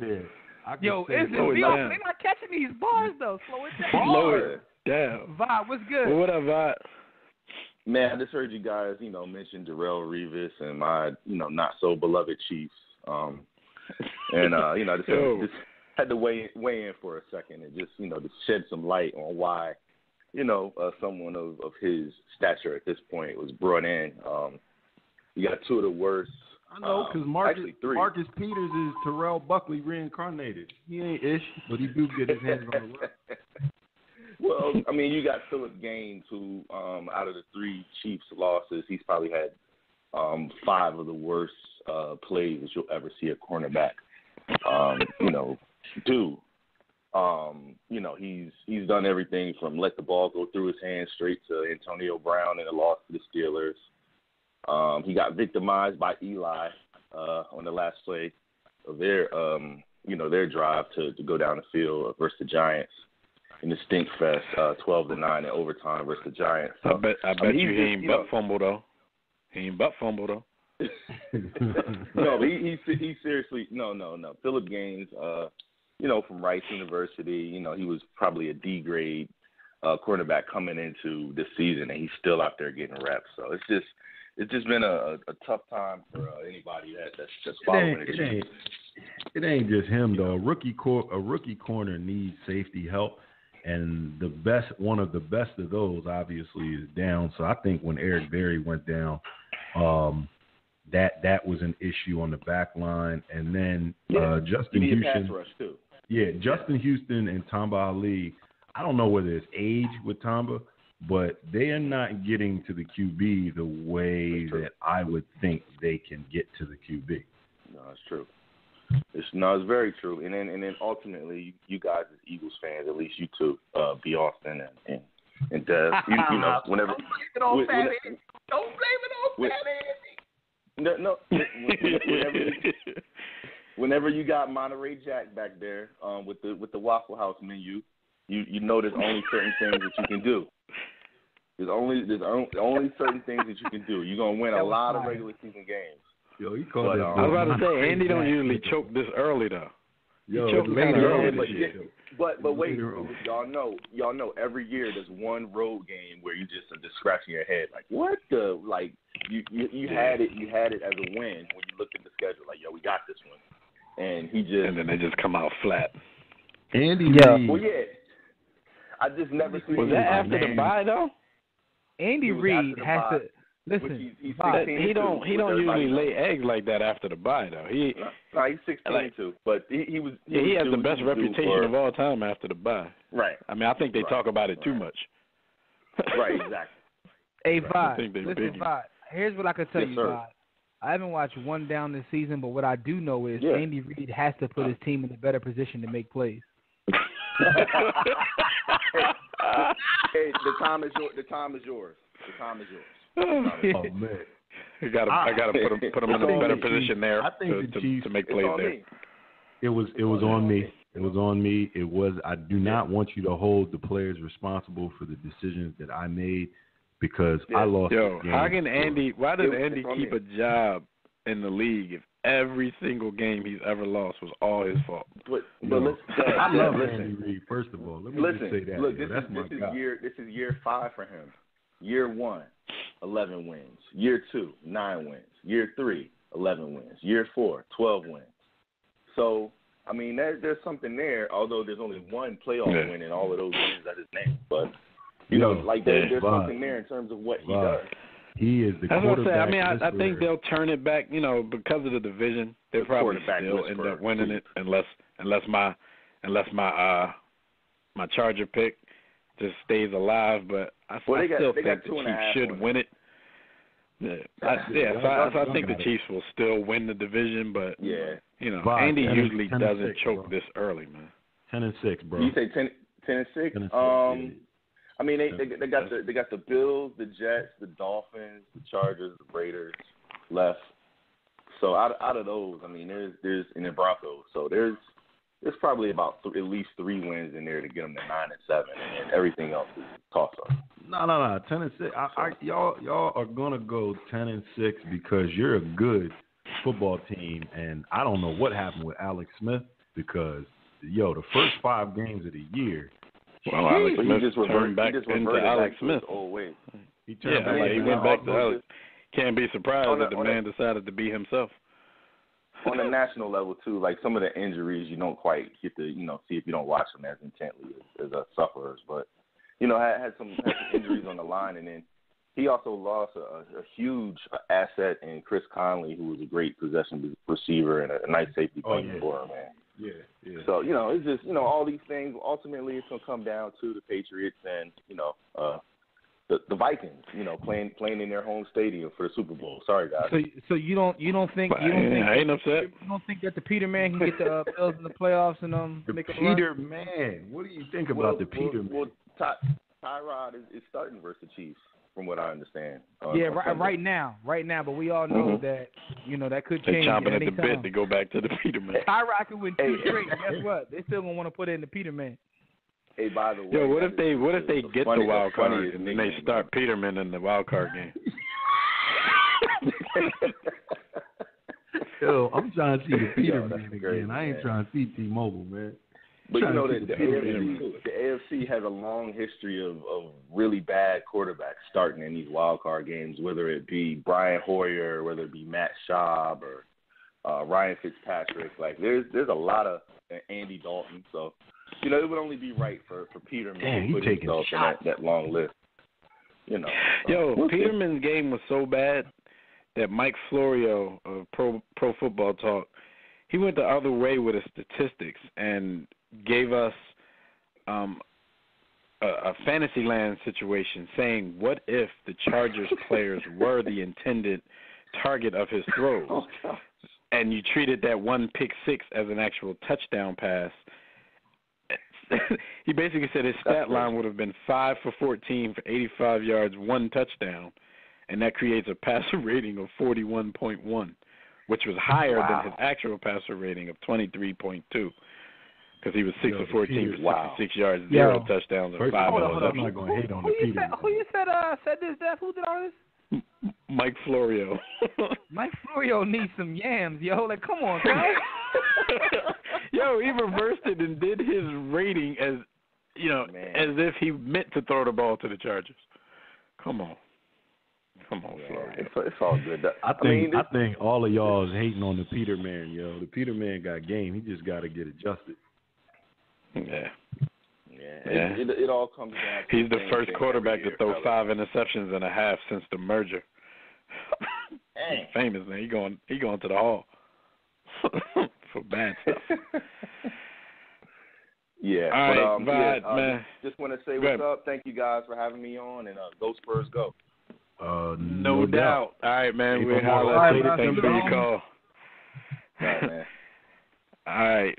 That's VOD, everybody, from the Tissue and the Tape hip-hop show. Make sure you check that out on the War Room Sports Podcast Network. All you got to do is go to warroomsports.com, click on the Podcast Network tab, search on the right menu for Tissue and the Tape. You can listen to all archive episodes of the greatest hip-hop show in the land.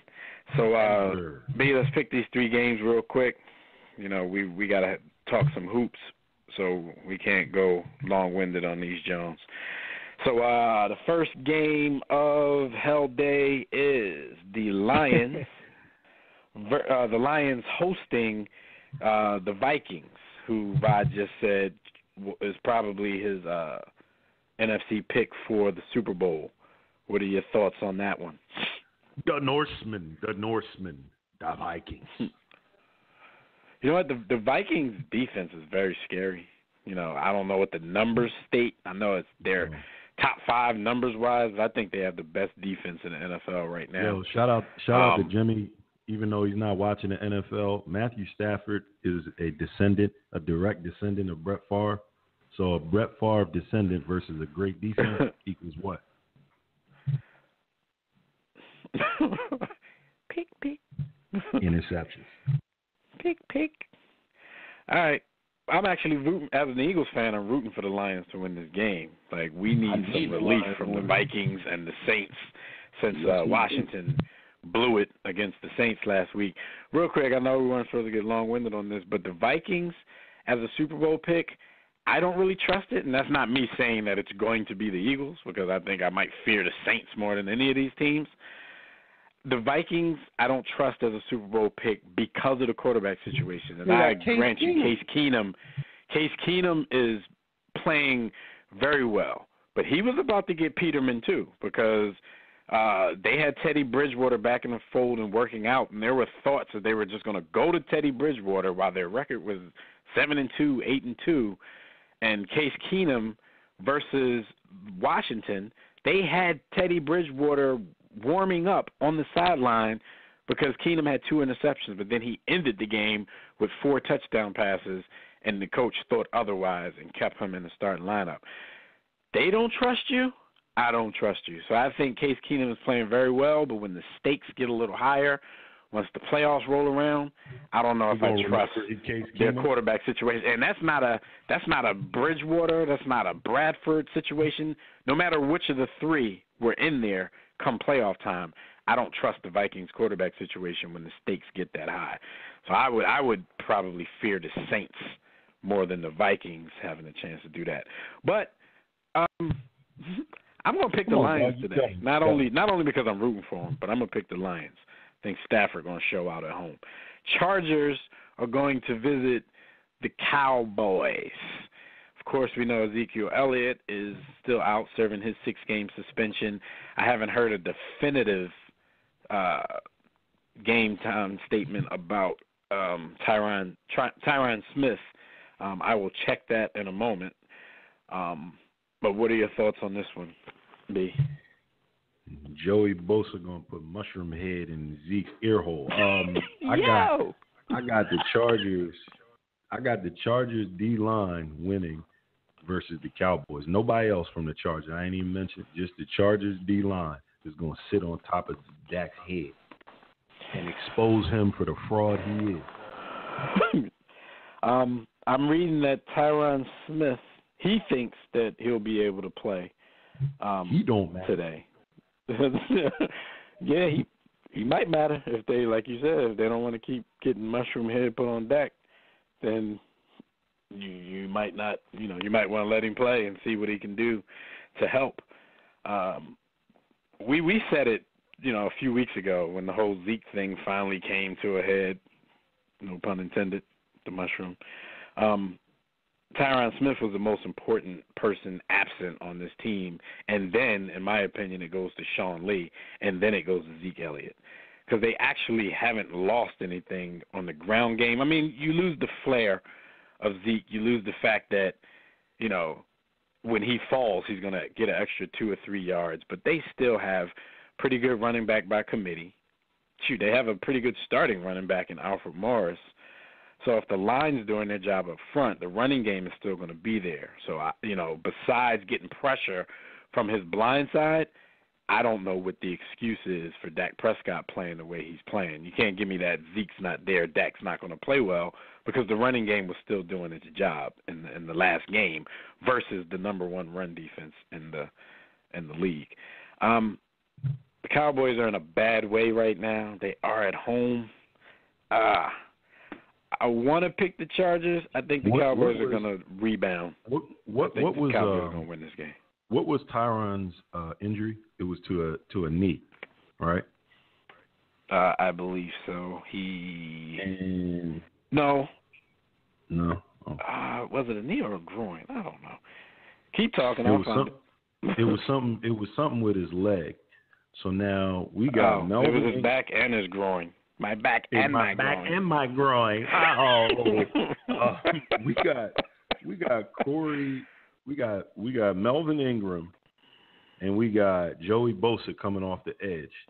And if you got a bad back and a bad groin, you're not trying to see either of them dudes doing anything. Yeah, you can't even spread to push them to the outside. In the middle, I've got an underrated Corey Leggett or whatever, however you pronounce his French masses name, and Brandon Meadow. Both are very underrated interior D linemen, and they're gonna have something to say about their running game. I'm telling you, listen, man, the Chargers might have. They definitely have a top 3 D line. That's all I'm gonna say. Versus you going Chargers then? Yeah, Chargers, man. They're gonna say Dak. I'm gonna go Cowboys, and then the last game of the day, the evening, the Thursday nighter, will be Washington hosting the New York Giants. And living in the Washington area, I'm well aware that tickets for this game are starting at $6. First level seats start at like $13.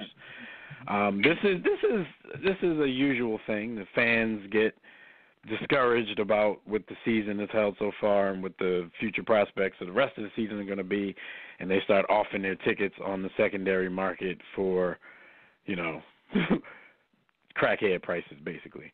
I think Washington. I think this. I mean, besides the fact that it's a divisional game, and the Giants usually have their number, I think this should be an easy win for Washington, even though they'll be missing Jordan Reed again. But I think they've already adjusted to life without him because they don't have him more than they actually have him. The Giants are in a real bad way right now, so I'm going to go with Washington on this one. Washington actually has a top 10 defense. So they hit really hard. I believe they should pull this out. I'm going to pick the Giants because I'm a hater. I'm a hater, and I'm probably going to be wrong. But if I'm right, it's going to feel very good to talk to my Washington professional football team fans with a loss to a 2-8 team. So, and the Giants. Don't get too. We got to play the Giants again too, so don't get too hyped. They mess around and beat us too. The only thing is, if they beat us, it probably won't mean much. It don't matter. They beat Washington, they're probably putting the nail in their coffin. All right, so my recap, I'm rooting for the Lions, Chargers, and Giants. I'm picking the Lions, Cowboys, and Washington. So those are my Turkey Day picks. B. Austin is going with the Vikings, the Chargers, and the Giants as his picks. So real quick stat of the week before Jimmy gets us into some hoops talk to end the program. This, of course, is about LeVar because Uncle VAR is the biggest thing in sports media right now. I heard this from somewhere. I don't know what yamless person actually put a figure to this and made this a real thing, but I heard that LeVar's little duel with the president has net him approximately $13 million in free commercial exposure. Now, we know he's definitely gotten good commercial exposure out of this whole thing. Jimmy, I think you even commented the other day of how much a 2-minute spot on CNN cost, and he ended up getting a 24-minute spot on CNN. So this might very well be the approximate numbers. I'm just thinking that the person who actually sat down to calculate this, didn't have a woman next to him when he was doing it. He was in his home alone. I did a lot of research when I did mine. I basically went to Google and put how much does it cost for an ad on CNN. So that's my research. But that's why I came with the number. It's because yours was strictly CNN. Like, this person is talking about the whole duel, the Twitter, the whole media, fingers, the whole media. the CNN, the people writing about it, all that kind of stuff. He came up with the figure of $13 million in free commercial exposure. But CNN. I don't think he said Big Baller Brand enough. But I think he got his point across. I was actually disappointed in the amount of times that he said it because I would have thought that he would have had the shirt on and he kept saying it and he didn't say it enough. I agree. But I don't remember, Jim, but I would have made sure that CNN had the graphic at the bottom, CEO of BigBallerBrand.com. I would have made sure they had that. I'm not doing the interview unless you put that down there as my. But I know that I know that just the numbers from CNN itself, I didn't realize CNN. I'm like, if CNN is getting this for a primetime commercial, I'm like, it started to make me think about other shows and stuff like, what are they getting? It's still crazy. But, he definitely didn't do enough in terms of promoting the brand. People who don't support Trump are going to buy Big Baller Brand based on this. No doubt. All right, listen, we gotta go out on this thing of ours. We never leave enough time, man, because there's a lot happening in the association, and of course we're gonna go right back into some ball in the family talk.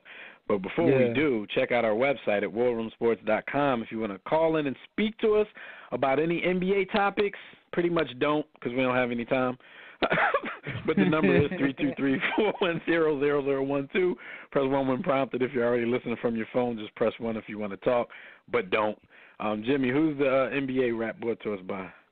The NBA rap. Give us the name of that book before we. Absolutely. NBA rap is brought to you by Audible. If you're scheduled to, you can read as much as you want, or you can't read. Here's what you do: go to audibletrial.com. What I can say is I'm currently listening to a book called The Prince of Darkness. Which is some story of a gentleman that most of us may have not heard of, named Jeremiah Hamilton. Darkness. Yeah, it's by a guy named Jeremiah Hamilton, who was actually the first black millionaire in the history of this country. back in the early 1800s, but that's either here nor there because my next book I just found out during this show is called God and Starbucks because that is the name of Vin Baker's that's the name of Vin Baker's bio. Yo. It's called God and Starbucks. So, Been like I'm taking this all the way. All the way. Let's do it. Salute. But anyway, man, salute to Audible for their support. So let's just jump right into this association talk. I respect it, man. It's called brand. Go ahead, Vin. Get that brand back. It actually should have been God, Booze, and Starbucks, but shout out to Vin. Anyway. It's like a subtitle about him getting over his addiction because that's the one thing we didn't mention about Vin. He didn't blow his on like cars and yams and stuff like that. My man snorted his. Blew his on destroying his liver. My man was drinking and smoking, and he had a major addiction problems. So maybe it should be the other way around. Then it should go Booze, God, then Starbucks. Yeah. All right, we only got a couple minutes. I'm drawn. Yeah, but salute to him though for getting his life together. You know what I'm saying? And salute to Starbucks for giving him a chance. Anyway, let's move on though. Lonzo Ball. Talk about Lonzo being a bitch. Yo, we had a conversation about this last night in our group chat. Because Lonzo Ball walked past a scuffle. His teammates, going through a little Caldwell scuffle. And the crazy part is Lonzo looked over and saw the scuffle and walked the other way towards the bench and asked after the game. He was like, yo, this the NBA. They really not fighting. So, what's the point of me getting attacked when they posturing? He said, people ain't really going to fight. I ain't trying to get no tech. Yo, dude. And the crazy part is, on some level, I felt what he was saying because the NBA is full of fake tough guys who, like, they do the hold me back, like they're going to really fight and they never do. But then on the other hand, those optics were just, like, ridiculous. He looked like... Right. So it's like Hank said he looked like a... I'm sorry. My fault. I was saying Hank said in our group chat that Lonzo was right and wrong at the same time. Yo, you know what? In the situation that he's in, if he doesn't feel he needs to do this, then that's fine too. But this could be, this is the type of situation where Lonzo can ingratiate himself to his teammates. You already have them in a position where you've been given the franchise. Magic Johnson has already labeled you the face of the franchise before you've even stepped on the NBA court. And so far, his play hasn't proved that he's worthy of just being handed the keys to the car without earning it. This kind of stuff, like the first thing I thought about was D'Angelo Russell. I'm like, what's worse? Like D'Angelo sitting here secretly recording his teammates and then putting it out on social media, basically getting them in trouble with their women, or do I have to know that if something real ever popped off, Lonzo's not going to help me? He just walked out of the way. We understand, right? These, most of these NBA fights don't amount to anything, but you can't at least go over there and say, "Oh, fellas, break it up." Grab your teammate, walk them to the bench with you. If you're going to walk away to the bench, grab your dude and walk him with you. Yo, to answer your question, D'Angelo's still way worse than this. Like, I in my head, I still don't understand there's no what question. he was thinking. There's no question. Yo, I don't know what he was thinking. You know why it's worse though, Jim? Because his situation was real life, and Lonzo's was still relegated to the basketball court. But it would be a little more balanced if, the Lakers were out, getting off the team bus and somebody tried to assault somebody in front of the hotel and then he just bounced out. He just ran. I mean, that would be different because that's real life. You know what I'm saying? Cause it's real life, but I can get other women. I can't, if I take an ass whooping and get killed, I can't come back. Yeah, even if he walks off on a real rumble, you just know that he's a BAN.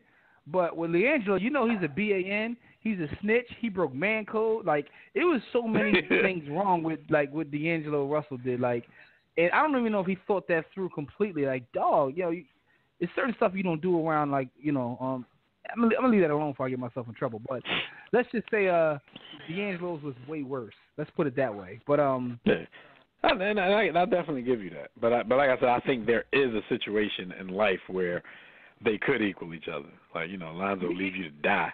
But Lonzo when he could have pulled you onto the bus or in the house. We're not asking him to, like, let hands go. He could have faked it and ran like everybody else. Everybody was pointed out. It was pointed out that the answer was a quick answer under pressure. I get, not really pressure, but him saying, well, they're not going to fight anyway.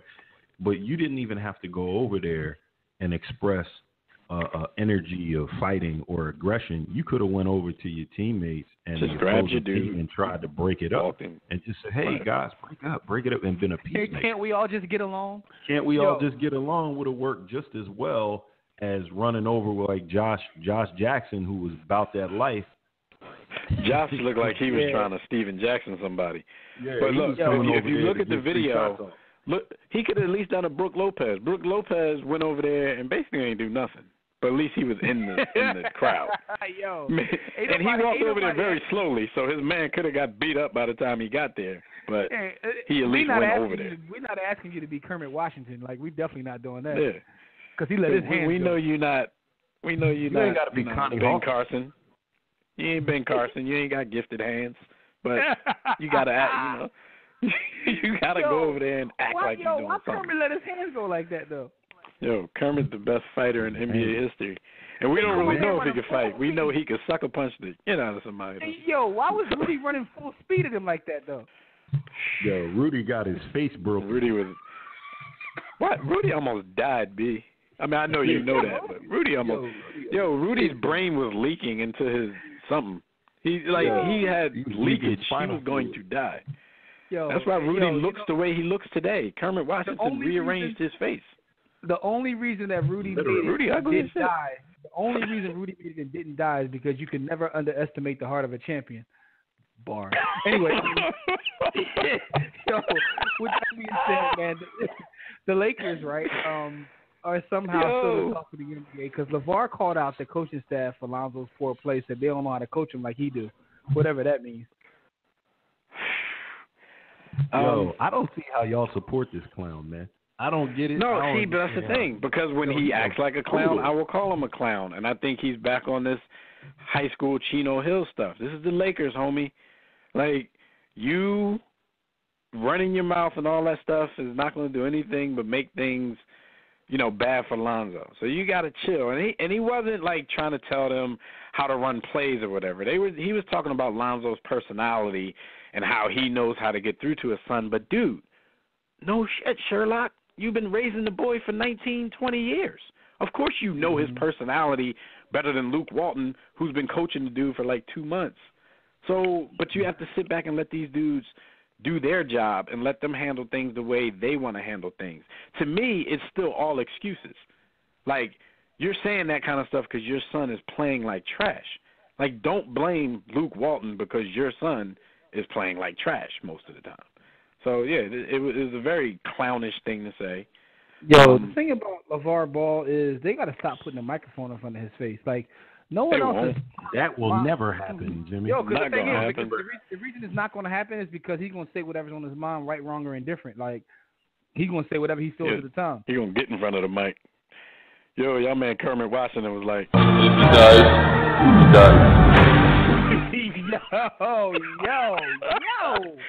He said, fuck Rudy. Man, although the Celtics had their streak snapped because they had won 16 straight, it appears to me at least, and I don't know if you guys agree with me, that right now Kyrie Irving might be the front runner for the MVP, although his numbers aren't like through the roof. His impact is definitely felt. He probably leads the league in what I call hockey assists when you watch him play. Because he does get a lot of dimes himself, but a lot of hockey assists too. But I'm surprised no one of these stat nerds hasn't really like calculated hockey assists in the NBA. But anyway, I know. Well, they have for LeBron probably. Ask Nick Wright. He probably did it. Yeah, Nick Wright has LeBron hockey assists. The Celtics have been, and we can finish. We'll just go over a couple minutes. But the Celtics have been very surprising to me. A lot of people thought when Hayward went down that their chances of at least being one of the top teams in the conference was gone, and it's still early. Like they can still go on a losing streak just as well as they went on a winning streak. But those young guys have stepped up to the plate. Absolutely, throughout this streak. Brown with his scoring, Tatum with his all-around play, and the team has played defense. Like, no, that's the biggest part that we're missing because offensively the Celtics really haven't been playing great. But they've played defense so well. They've come back from deficits because of their defense. They've grinded out some games because of their defense. So, it's surprising to have Kyrie Irving as an early front runner for MVP, which I think even talking about MVP this early is stupid. But it is. Having his name thrown around like that for a team that's winning off defense, that's something that I would have never, expected. But he's he's playing really well. Sixth-rated player defensively in the league. I would love for him to win MVP and for him to knock the Cavs out of the playoffs just to see neck right. It's kind of like he's so drawn with his love for LeBron that it makes you root against LeBron and like see him get pissed off. But just to see him, man. Yo, I can't appreciate. And of course, he's still doing his thing in the fourth quarter.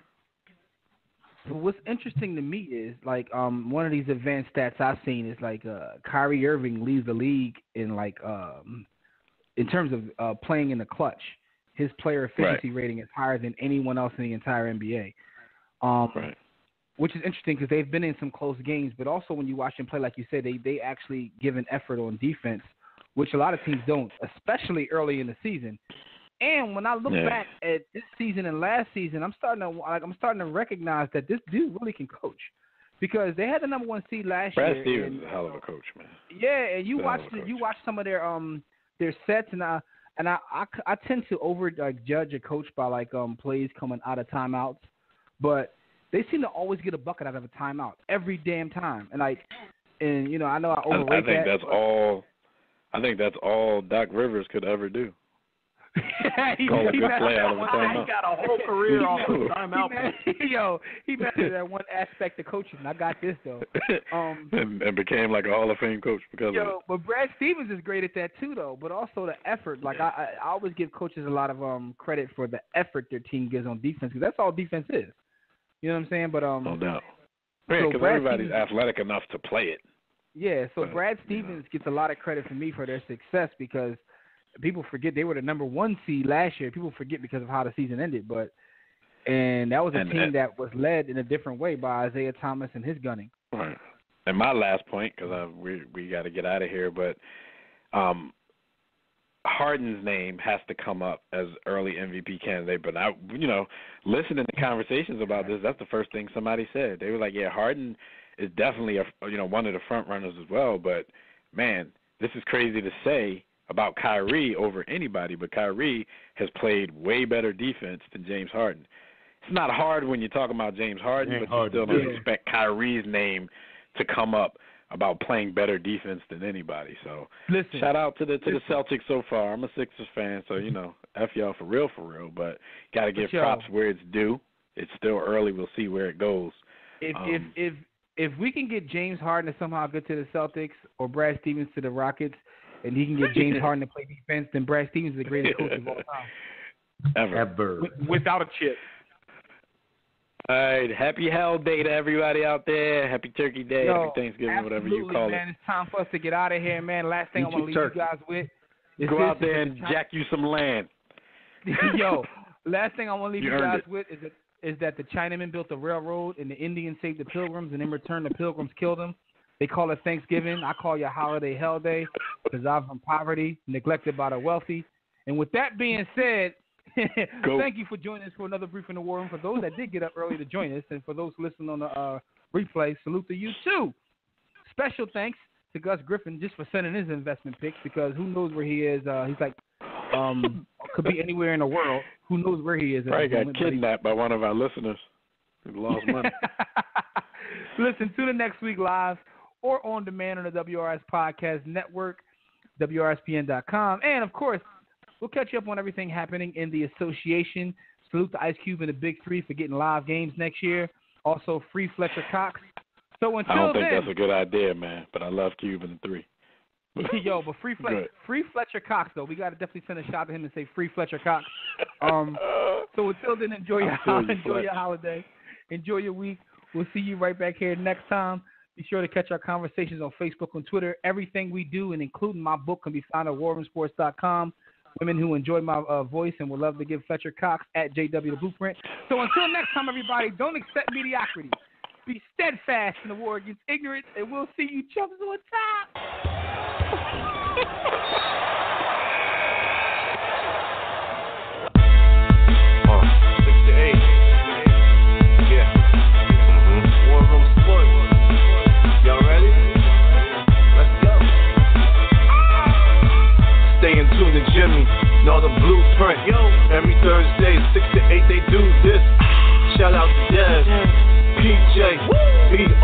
Bay on replay.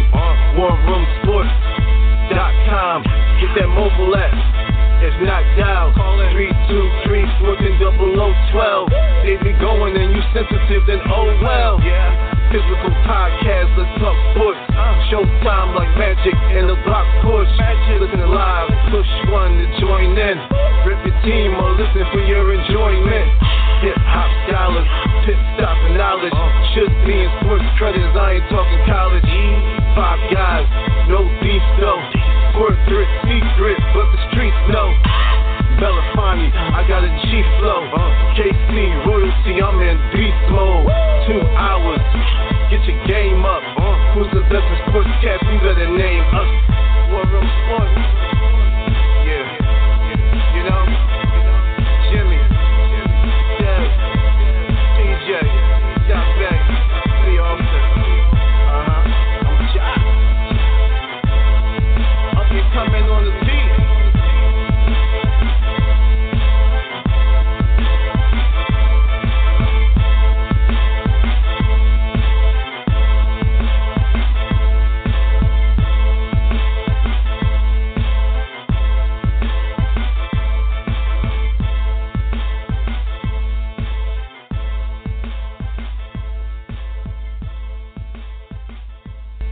War Room Sports. www.warroomsports.com. What? Ain't no more to it.